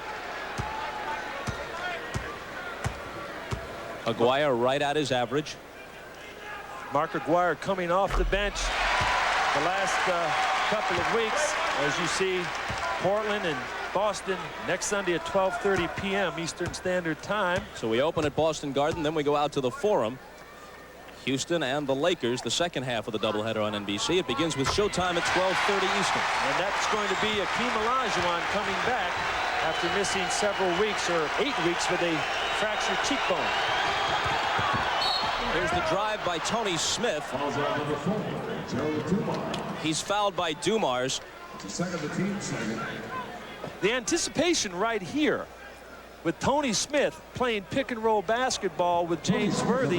Joe Dumars tried to think about getting over the top. Tony Smith crossed over, went baseline, had the wide-open gut, ended up drawing the foul inside. Watch Dumars adjust right here. Takes the ball to the basket. Tony Smith. Dumars reaches in on the strip. Won't give him the layup. Going to make him make two. Doesn't. All right, tied at 80. Magic's been out almost 4 minutes. When do you bring him back? Now. He's still seated. Tony's done a great job. The bench has done a great job. Vinnie Johnson saves the backcourt violation, but they've got only 3 seconds to get off a shot. Aguirre for a three that's short, and Rodman clears it back out, so they aren't hurt by it. Take it to the basket, draw the foul. Don't settle for the jumper. Intercepted by Worthy, who tries to bat it ahead, and here's Teagle. Bedford cut him off. Worthy the trailer, and he gets the roll. Game's heating up right now. Again, it looks as though the Pistons really struggling with their offense, not getting anything down inside. Laker defense picking up. The skirmishes are beginning to develop. William Bedford on Michael Thompson. Hits it. Both teams, great performances coming off the bench. Tony Smith, Eldon Campbell, William Bedford. Guys doing a great job stepping up. Tied again at 82. Still no Magic for the Lakers. 7 minutes to play in the game. Teagle makes a nice move, and the Lakers reclaim the lead. Back to the basket. Terry Teagle, Sam Perkins, even though he's injured. James Worthy, Magic Johnson. Great post-up team. Dumars, severely injured toe. Throw in the strained hamstring today. You see that that's bandaged. Bedford takes a bad shot. Teagle's got the rebound. Lakers try to increase the advantage. Smith lost it. Rodman has the steal as Tony Smith had it bounce off his leg. Got to gather themselves right now. They're not getting good shots. Again, one of the things that Chuck Daly has been concerned about the four-shot in critical situations.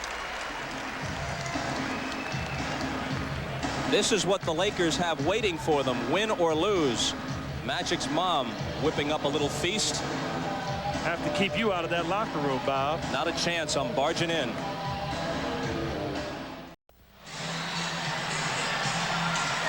Now it's time to take a look at the Miller Player of the Decade. Irvin Johnson, you've put a lot of magic into the NBA, and media from across the country have recognized that fact by voting you the Miller Genuine Draft Player of the Decade. In recognition of that honor, Miller Brewing Company is very proud to present this check for $50,000 in your name to the Thurgood Marshall Scholarship Fund in support of historically black public colleges. Congratulations from all your friends and fans at Miller Brewing Company. Thank you. I'd like to thank all the people at Miller. I just hope that with this money, a young man or a woman will be able to reach his goals or dreams. Thank you. The Player of the Decade checks back in, and we check in with Steve Snapper Jones. Snap.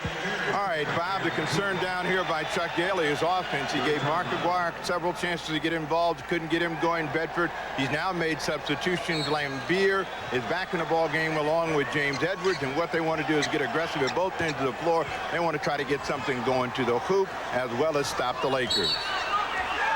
Down by 2, and Edwards is literally hopping mad about a foul call at the offensive end. Well, right now, Chuck Daly coming back in with his best players. You got James Edwards down in the low post trying to get position. Michael Thompson takes it away, roots him out. Both players aggressive. Obviously, he calls the foul. I don't see how he could see that foul, the one coming over the top, the elbow. The 5th on the scowling James Edwards. That doesn't count. Another whistle. and it's Terry Teagle. Is that the proverbial makeup call in a crunch situation? Right now, Chuck Daly, he's got to get offense out of Dumars. He's got to get offense out of Edwards. You're going to watch the Lakers going strictly with Magic and with Worthy going down the stretch.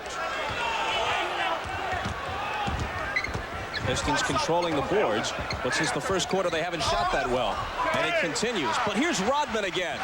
He ties the game. Eldon Campbell was put on Dennis Rodman to block him out. His size, you have to block Dennis Rodman out 15 feet away from the basket. You can't let him take you under that rim. 5.5 to play. Magic fresh for the stretch run. Hits the hook. Junior skyhook. Kareem Abdul-Jabbar, the greatest weapon in the history of the NBA, that skyhook. Irvin Johnson throws up the hook right now better than anybody else in the NBA. He's only a guard. Magic with 25. Edwards belted by Eldon Campbell. He got around Michael Thompson. Campbell arrived to help, and he sends Edwards to the line for 2. Again, Irvin Johnson, we talk so much about his greatness in the post, the ability to do a lot of things. Right here, the extension, the hook. Joe Dumars really has no chance to stop that shot. Irvin is the only one that can stop it if he doesn't make it. They're going to have to decide whether or not they're going to allow Worthy and Magic to go one-on-one, or if they're going to break the defense and double team, force somebody else to shoot it from the perimeter. It was the 3rd foul on Campbell, 1 of 2 for Edwards. 5:05 left. Lakers by 1.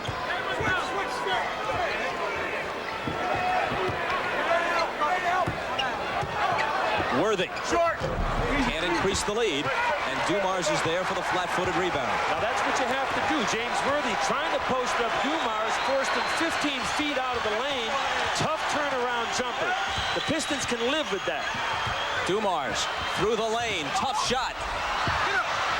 Lambier keeps it alive, but it's Worthy out of there with the loose ball. 4.5 to play. Lakers 86, Pistons 85. Worthy Johnson, pick and roll. Mismatch switch. Back up top to Scott. Magic 3 seconds on the shot clock. Makes no difference to him. Smooth and easy. Simply great patience right there. Piston defense very good, very active in taking away what the Lakers wanted.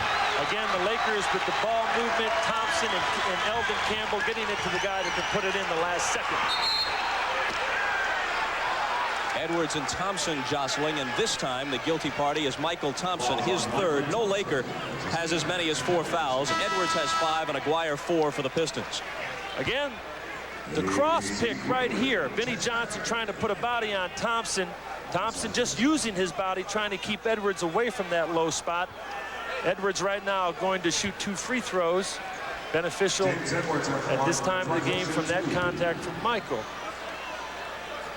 Eldon Campbell out, AC Green back in. But the Lakers are getting in, Bob, on the weak side. They will have another shooter. Eldon Campbell has gone out of the game. Michael Thompson is spotting up on the weak side. The Pistons will let him do that, but they get AC in to look for the jumper. Aguirre back in for Dumars. Pistons down by 1 again. Dumars, who played 48 minutes and scored 35 points Friday in a loss at Charlotte, injured his hamstring early in the 3rd quarter here to go along with the injured toe, and he's really suffered. He shot just 3 of 13 in this game.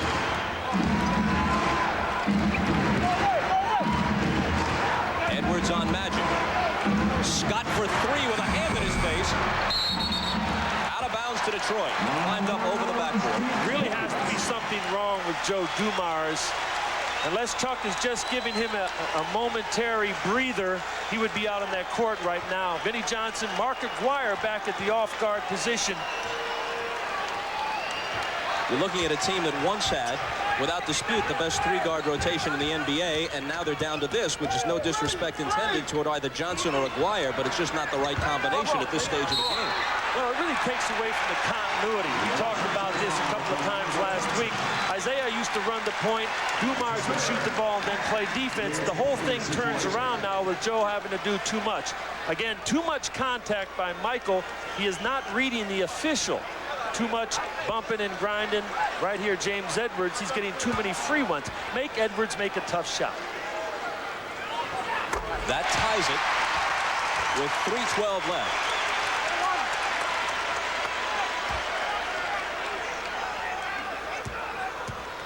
Michael Thompson picked up his 4th foul, the most of any Laker. It stays tied. Let's go to Steve Jones. All right, Bob and Pat, it was recall inside the mind of Chuck Daly, the guy they want to stop is Magic Johnson. That's why they inserted Aguirre in the ballgame, so they could put Rodman on Magic Johnson, and they would not have the matchup problem on the switch. Back inside and back to you. And as Magic makes his move, the foul is on Rodman. He's the guy who hit the floor, but they stick him with the foul. It's going to be very competitive right now. There's no doubt. The best defensive player in the league against one of the best guard post players in this league. A lot of contact right here.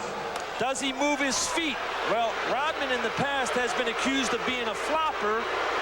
Right here, he does look like he has position. It looks like it could go either way, but the call goes to the Lakers.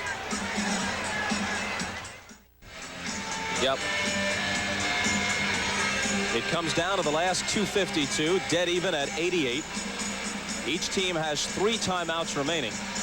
The Lakers have a 20 in addition. Okay, Pat Riley, what's the mental inventory that a coach goes through at a moment like this?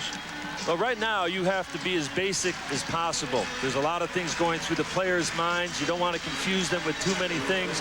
What you want to do is take the ball to the money players, and most of the time in these situations, the other players will become stars because double teams will occur, and all of a sudden, guys like Michael Thompson, A.C. Green, or Byron Scott are getting the wide-open jumpers.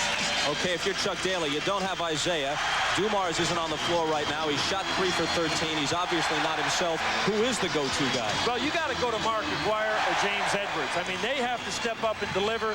They're accomplished offensive players, and Vinnie Johnson will probably play some pick and roll at the high post with Edwards or Lambier. Lakers trying to snap the tie. And a rarity, Magic loses the dribble to Rodman. First round. He won the first round of that matchup right there. It's been a good move by Chuck thus far.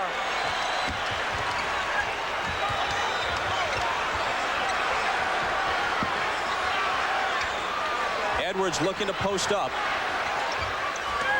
4 seconds to shoot. Lambier way off. Edwards saves it in the corner.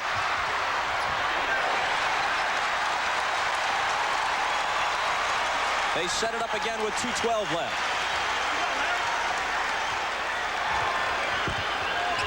Edwards screening high for Vinnie Johnson. Pull up. Out of bounds to Detroit. Right now, it's all Dennis Rodman and the Detroit defense. Magic actually mishandles the basketball. It's not a strip.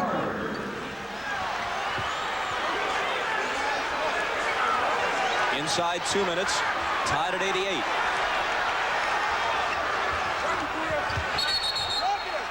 He traveled.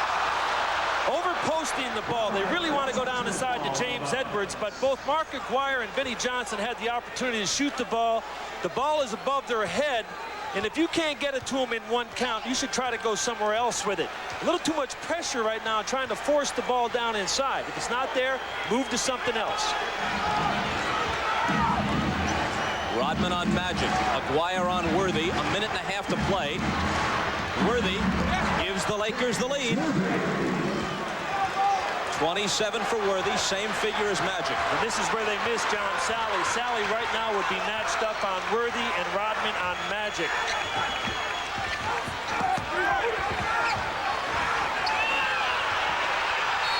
Johnson on Lambier. And Worthy and Dunleavy can't believe this one.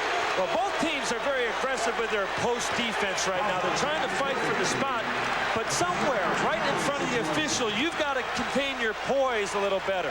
Right now, there's a lot of action. James Worthy with his hands straight up. It's not the kind of call right here that he made. That wasn't the foul. I think he was calling the foul prior to that, where there was a little more contact. Aguirre can tie it.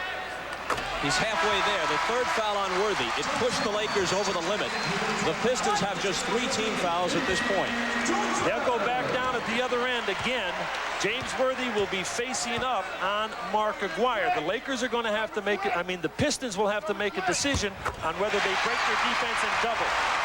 See, there's too much contact right here. Both players are really fighting for the position. Probably the official saw Worthy on the other contact and makes the call a little bit late. If anything, Aguirre's secondary contact was more aggressive. We're tied again.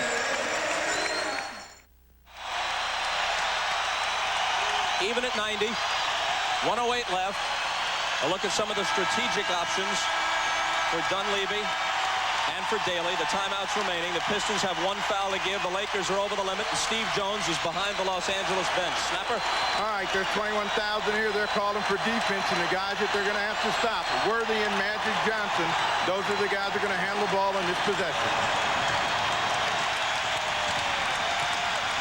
Whatever mismatch is created, if there is a 2-man game, isolation with James and Irvin, and a switch is created, they will clear the side. Again, the pressure right now on the Pistons. As Chuck says, the Pistons need a stop right now. Dumars comes back in. Rodman picks up Magic. Dumars is on Worthy. Hold it, says Mike Mathis. And Isaiah Thomas, as excited as anybody, jumping up and down, exulting on the Piston bench as the call is on the Lakers. They got an illegal offensive call, I think, right here. 3 players on the weak side were above the top of the key. It's an illegal offense. Big mistake right now. AC Green had to be down in the corner. I think that's the call. Boy, what a call at this juncture by Mike Mathis. And inside a minute. To even make that call is a big call. AC Green on Dumars. Edwards started hot, has cooled off. Dumars can't give them the lead. Dumars now 3 of 14. Badly battered for the last month or more. Game clock overlaps the shot clock by plenty, so the Pistons will have another chance. You got to go on him. Worthy on Dumars. He got a piece of it and fouled it. Tough call at that time. 2 seconds on the shot clock right here. Joe Dumars had him in a situation out wide and high. Probably should have let him take the shot from about 17 feet. But remember, they have the foul to give, so that's not putting him on the line, and now they're just going to have a couple of seconds after the timeout to try and inbound and get off a shot. Right now, it's a great situation for the Pistons. Now, the Pistons did have a foul to give, but because of the foul, the shot clock is reset, and in this sense, it's irrelevant because there's only 16 seconds left in the game. So the shot clock is turned off, and the Lakers have all the time remaining to work with. It was at 2 seconds at the time of the foul, but because of the foul, it would be reset to the full 24, in this case turned off. Before Dumars made the foul with 2 seconds to go on the shot clock, he probably should have allowed Worthy to shoot the ball under pressure from that distance. Coming back right now, the Lakers will take it right down to the last shot, and the Pistons probably will not get another shot at this game unless one is made and there's time to call a timeout. Sometimes you can take a foul too quick or too late in the shot clock, and you will lose that opportunity for a last shot. Dumars, Rodman, Aguirre, Tree Rollins for the first time, and Lambier. Tree Rollins for some defense to harass the inbound man, who's AC Green, with Worthy, Magic, Teagle, and Scott. And now a Detroit timeout. Here's what's coming up tonight on NBC.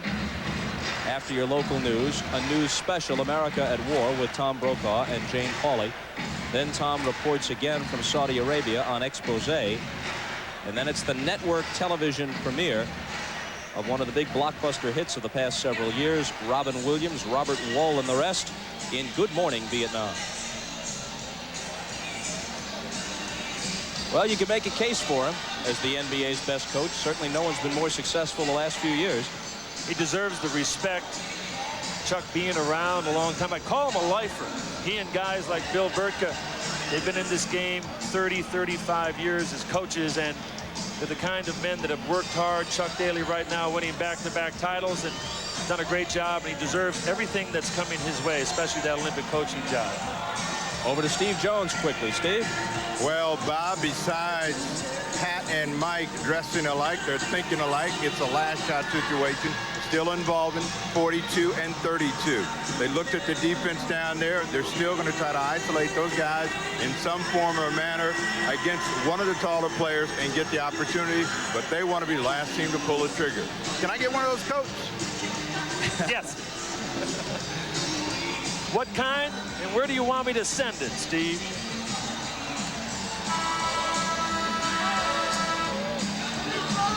Rodman, who has been a force on both ends of the floor today. He's had to play Magic. He's had to play Worthy. He didn't stop them, but he slowed them at least at various times. He's been all over the glass. He's got 17 rebounds. He's got 15 points. Right now it's going to end up going with Joe Dumars. Dumars is going to play Terry Teagle in this possession. James Worthy is being played by John Long. So they're matching up and going down here. Tied at 90 with 16.2. Naturally, they put it in Magic's hands. Pistons would be over the limit on their next foul. Lakers already are. They want to make sure the Pistons don't get another opportunity. They'll release it as time expires. Worthy. Rebound Lambier. They call a timeout, but there are triple zeros on the clock, and we're going to overtime.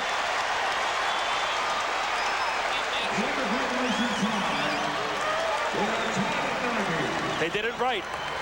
James Worthy on John Long. Simply a great matchup for the Lakers and great patience and poise. Worthy has been in this situation a lot before. He was looking at the clock all the way. The ball in flight. Billy Lambier rebounds it. Timeout call a little bit too late. Overtime. Again, James Worthy. Good stroke. A little bit off to the left. Right now, score 90-90 from the Palace. It's overtime. Who, if anybody, has fresh legs? For the Lakers, fourth game of a 6-game trip. They're in Philly tomorrow, then in Denver. Magic played 42 of the first 48. They rested him near the start of the fourth quarter.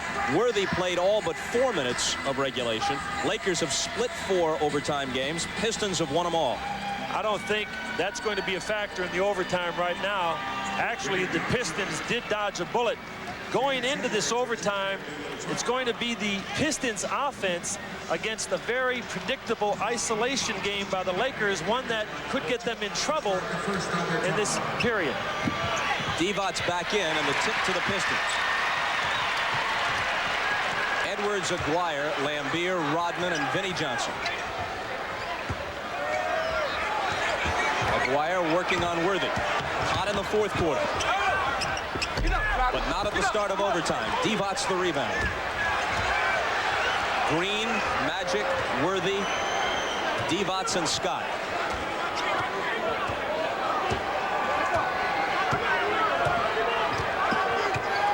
First one that scores in overtime, usually first couple of baskets, big. Worthy tosses up a running hook, no good. Edwards there for the rebound. Right now, James Edwards being played by Vlade Divac, a matchup that was in Detroit's favor in the first period. The leaner by Johnson off the glass. Confident shot for the Pistons right now. They have been struggling getting the ball up and down, especially over the top of the rim. My mistake. Aguirre on the basket. True. Right. Mark Aguirre. I took it away from him, gave it to Vinnie Johnson. Let's look at it again. Mark Aguirre right here gets a nice little pick from James Edwards in the pocket. Vlade a little slow stepping up in his face. There's the guy they're going to have to get it from. By the way, Isaiah Thomas obviously missed, the kind of player in these situations that rises to the occasion, sitting over on the bench. No help today. Rodman just picked up his 5th. Pistons with the 2-point lead. Magic snaps it to Green, who can't tie it. But Worthy keeps it alive, and here's Byron Scott. 3:25 in OT. Aguirre on the foul. On the double teams down that low post, the teams lately that have had success against Irvin Johnson are the teams that double team and then refront the post. Right here, Mark Aguirre should get back around in front of him, making the ball go to the other side. Rodman back on Irvin now, forces him out wide. 5 fouls now on Aguirre.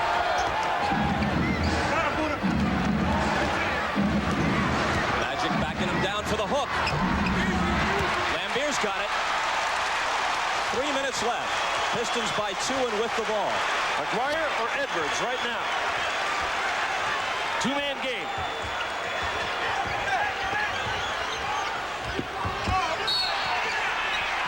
Foul away from the ball. Michael Thompson, he's earned the respect of the officials during this time of the game. Vlade Divac right now, again, a little too aggressive on James Edwards. Picks up the foul and a 24-second shot clock reset for the Pistons.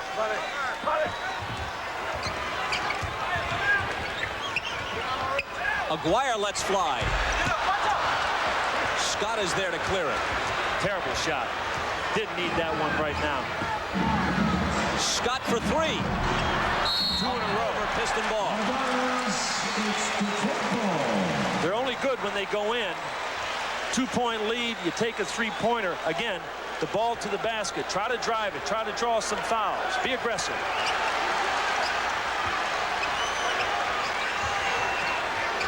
Johnson on Lambier. And the pass intended for Edwards is swiped by Divac. Vlade does that a lot. He has great anticipation, real long arms. If you float the ball away from Edwards' target hand, Vlade will come around and strip steal. Winding down to 2 minutes left in overtime. Shot clock at 5. Worthy over Aguirre to tie the game at 92. Virtually unstoppable, Bob, and getting the shot off. You just got to try to make it more and more difficult for James. The Lakers right now, their offense working down almost all the time on the clock. 29 for Worthy.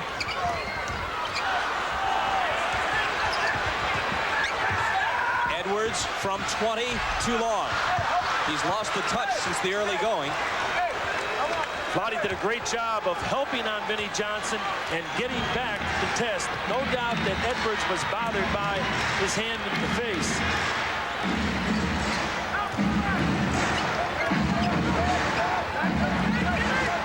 Divac with 5 on the shot clock. Bumps Rodman, takes it inside. A beautiful feed to Green, who beat the shot clock. And the Lakers take the lead on a nifty assist by Divac. Again, a switch. Dennis Rodman playing Vlade Divac. It's pick and roll basketball, the kind of basketball you really learned back in the CYO. You're seeing it here in Auburn Hills today. The Very release effective. barely beat the shot clock. The horn was sounding as the shot rattled around and fell through. 1:06 to play in overtime. Lakers by a bucket. Vlade Divac is not Akeem Olajuwon. He is not Patrick Ewing. He is not David Robinson. He's the kind of player that is very unique, very versatile. You saw the steal coming over the top. You saw him help out on defense and get back to the shooter. And right here, his versatility on driving into the lane at a 7-footer to be able to dish the ball to AC Green. He is not a power player. He is a basketball player with a lot of versatility and a lot of skills, a very unique man in this game. The Lakers don't have anybody in real foul trouble. The Pistons, with their forces already depleted by injury, have 3 guys, 3 key guys at this juncture with 5. Dumar's back in. Rodman screening for him. Edwards. Divac pokes it away. Loose ball to the floor, and Worthy has it. Divac finds Green ahead of the field, and he blows the layup. And the follow. One more try. A foul finally. Well, as big a story as any, if the Lakers win this in overtime, would be this. Divac was absolutely abused by James Edwards early in the game. He comes up with 2 key defensive plays, including that one against Edwards in the last minute of overtime. He's actually made the 4 plays that are making the difference in this game right now. He's got very long arms. Sometimes he gets himself in trouble by reaching and by gambling and overextending the defense. Mike Dunleavy likes what he sees right now, even though AC blew the deuce, the guaranteed layup. He has to make at least 2 here. Rodman fouled out on the play, leaving with 15 points and 17 rebounds. And Green increases the Laker advantage to 3. Right here, the Pistons definitely having problems as Michael Thompson comes in for Vlade Divac. Problems on getting good shots. Nobody right now at the Detroit end can break somebody down and take it to the basket. The Laker defense is stiffening, it's tightening, it's reaching, it's creating deflections and turnovers and forced shots. Down by 4. Inside 45 seconds, the Pistons come back. Vinnie Johnson, quick release. Magic has the rebound, and it looks awfully bleak for the home team. Timeout, Los Angeles. Well, even if the Pistons don't pull off a miracle here, this has been a gallant effort for Chuck Daly's squad. Rodman was spectacular today. He is fouled out. Dumars has been hobbled. They are, of course, without Isaiah. John Sally went on the injured list with a bad back. He'll miss at least 5 games. They signed Gerald Henderson to a short-term contract today, played a few minutes for them. Granted, they have the home court advantage. But even here, they've been very vulnerable of late. They lost a couple of games and barely beat Seattle on a last-second shot. They're a team that's been struggling. And they showed a little bit of valor today to be able to hang in as long as they did. They've done a great job, and still the game long from over with. 27.5 seconds left. They're down 4. Right now, the Lakers calling a timeout. Will have to bring the ball in from side out of bounds at half court. I'm sure that Chuck Daly will say one thing to his team. On the pass, you go for the body. You're going to have to foul. You want to foul as quickly as you can. Don't allow the Lakers to get it in, move it around 3 or 4 passes, and take more time off the clock. You got to foul immediately, go for the steal. Maybe the officials will swallow the whistle. You might get a layup at the other end. When a close ball game's over, there are always several explanations for why it ended as it did, but this one is as good as any. Joe Dumars, who has been the Pistons' leader, unquestionably, in terms of the intangibles provided in the locker room and on the court since the injury to Isaiah Thomas. Statistically, he's been their leader, coming off a huge game, 35, where he played every tick of the clock on Friday night in Charlotte. Today, he is just 3 for 14, 8 points, none of them in the second half. Definitely taking its toll on Joe right now, having to work overtime. Proud player, would do whatever it takes to win, struggling with a toe and a hamstring, but nevertheless, you got to give the Lakers credit for coming in here, especially the last 2 or 3 minutes, and making the plays. They're making the difference right now. Big play right here. Gerald Henderson and Lance Blanks in, perhaps with the idea they may have to give a foul. See, right now, I don't understand maybe why Mike took that timeout before. He had the ball in the front court. He had it protected. The Pistons were going to have to foul Byron Scott, and he calls the timeout and makes it a little more difficult for his team to finish this game out. Anything could happen with this kind of pressure right now. Well, whom do you look to foul? You really don't have many options with the 5 on the floor now for the Lakers. Well, one thing you don't want to do is you don't want to foul Irvin Johnson or James Worthy. They've been in this situation too many times. And I think if you're going to make somebody catch the basketball, it has to be a guy like Vlade Divac, who may end up missing 1 or 2 shots here. 5 guards on the floor now in effect, and another Laker timeout. Los Angeles will take timeout.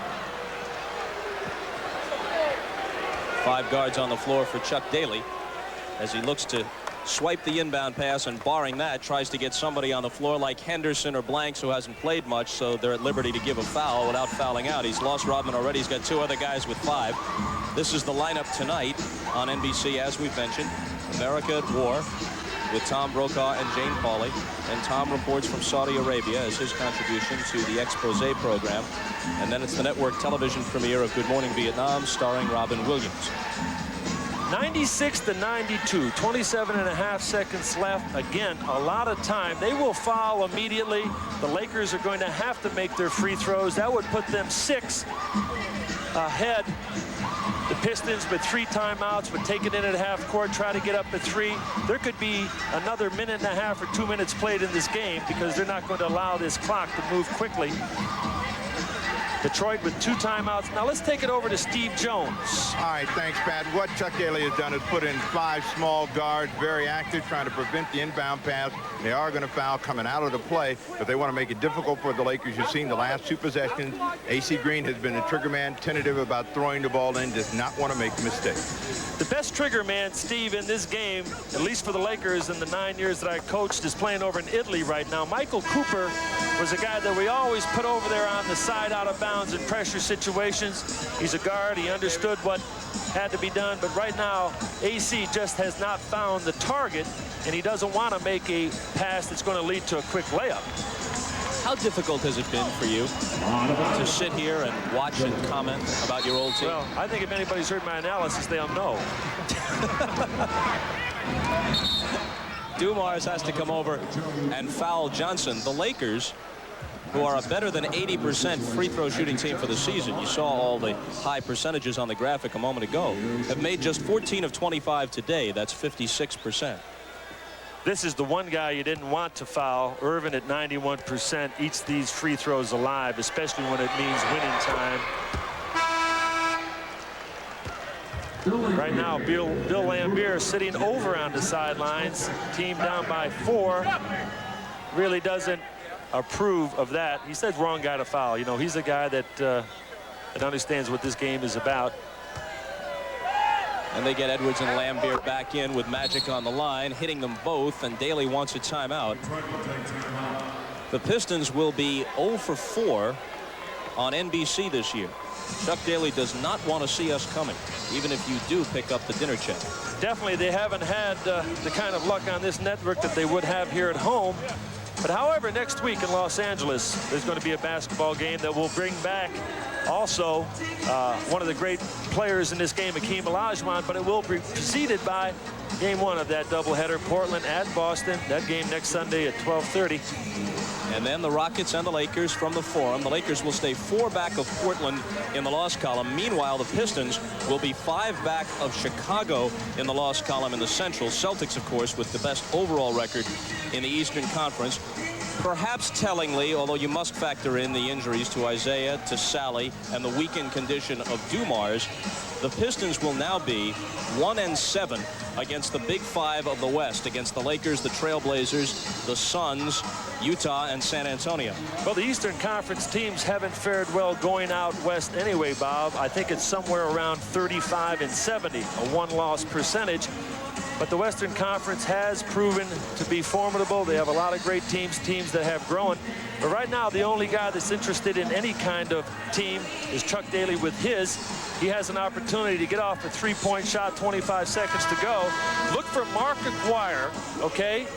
He's a guy that can stick it from downtown, and also Billy Laimbeer, who's put up a number of trays this year from that area. Probably a pick and roll where Laimbeer will flare to the open spot. Again, you got to get to him quick. He is the kind of guy that has a quick release. You can bet the Lakers. You can bet the Lakers right now, after Bill Laimbeer has gone 1 for 8, still will guard him. They'll very rarely switch. It's going to be tough for this team to get off the 3. You want to play at home. Don't allow anybody to take a 3. Aguirre to inbound. Vinnie Johnson goes right to the hole instead, and Divac fouls him, and they get the 3-point play that way, at least potentially. Right now, Vinnie Johnson, instead of going for the 3, taking the drive down the gut, getting to the basket, ran a great play from the sideline. Vinnie Johnson a pick. Laimbeer flared for the 3-point shot. However, Vlade Divac had to get over there and help. You should have let him go. Your only ally right now is the clock. Unless you could have got a clean block, don't give him the 3-point play. Pistons are in this basketball game. But Vinnie Johnson, who has struggled all year at the free throw line, as we told you earlier, 59% this year against 75% for his career, can't complete the 3-point play, and the Pistons foul, desperately trying for the rebound. Again, the Pistons right now with a final timeout. We'll take it. There's a possibility they could go quick off the free throw. Magic's got to make 2 of them. Magic looking for his 30th point with the first free throw here. He's going to fall just shy of a triple-double. He's got 11 assists and 8 rebounds. It would be safe to say, Bob, probably Michael Jordan, David Robinson, Charles Barkley, the only 2 or 3 players in this league that are going to be right there with Irvin when it comes MVP time. I'm sure that Karl Malone could be considered also. Magic has won it 3 times. He misses them both. And the Pistons have not breathed their last. Timeout with 20 seconds left. You know what happens with all of this going back and forth? There were 27 seconds about 5 minutes ago on the clock. Timeout, timeout, lose your concentration. You really think like you got the game in tow. I think when Mike Dunleavy called the timeout and was forced to take a second timeout because he could not get the ball in bounds, maybe has put the team in a position where they become lackadaisical. Right now they're not finishing it, and the only thing they could end up with here is another nightmare if they don't finish this thing off strong right now. Pistons come out and get a deuce. It's anybody's game.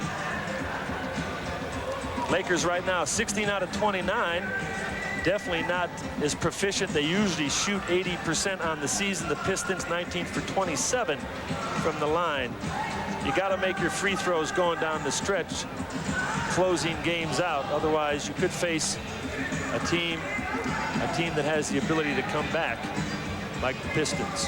With the exception of Vinnie Johnson, the Pistons have shot pretty well at the free throw line, but Vinnie has made just 2 of 5.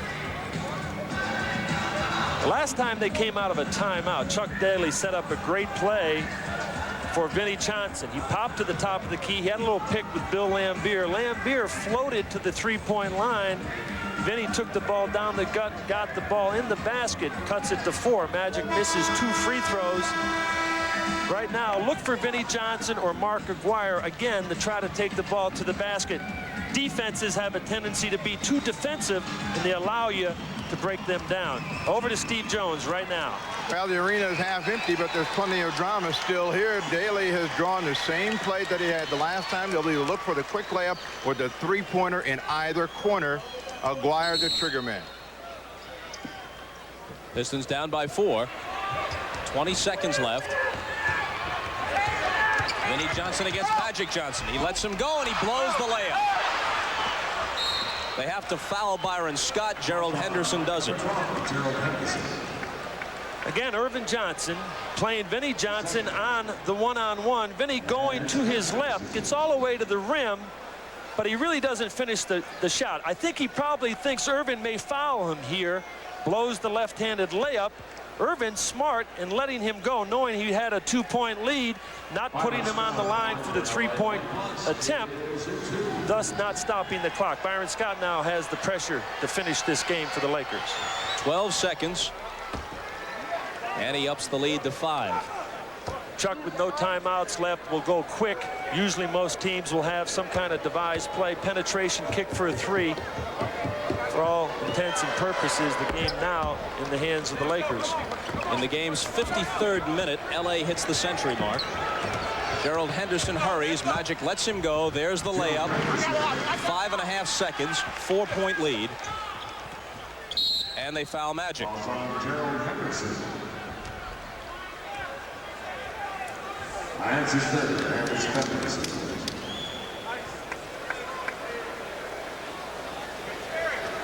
Not much of a foul, but the official anticipated a little more serious contact. Magic spins out of it, but still has a chance to put it away. Chuck Daly right now, not a very happy man. I talked to him last night, Bob, and he knows he's got some problems. He has his hands tied. The team is not really performing that well, but they're going to have to suck it up. They're going to have to buckle down. They can't worry about the injuries anymore and play Piston basketball, which is solid defense and a good methodical offense. This will do it. John Long, a 3. There's the buzzer. If nothing else, the last foul gave Magic a chance to go over 30. He finishes the game with 31 points, 11 assists, 8 rebounds in overtime. The Lakers continue their very successful road trip, and And the Pistons, though they fought very hard, go down to another defeat in the midst of the cruelest stretch of the season for them. For Steve Jones and Pat Riley, I'm Bob Costas. So long.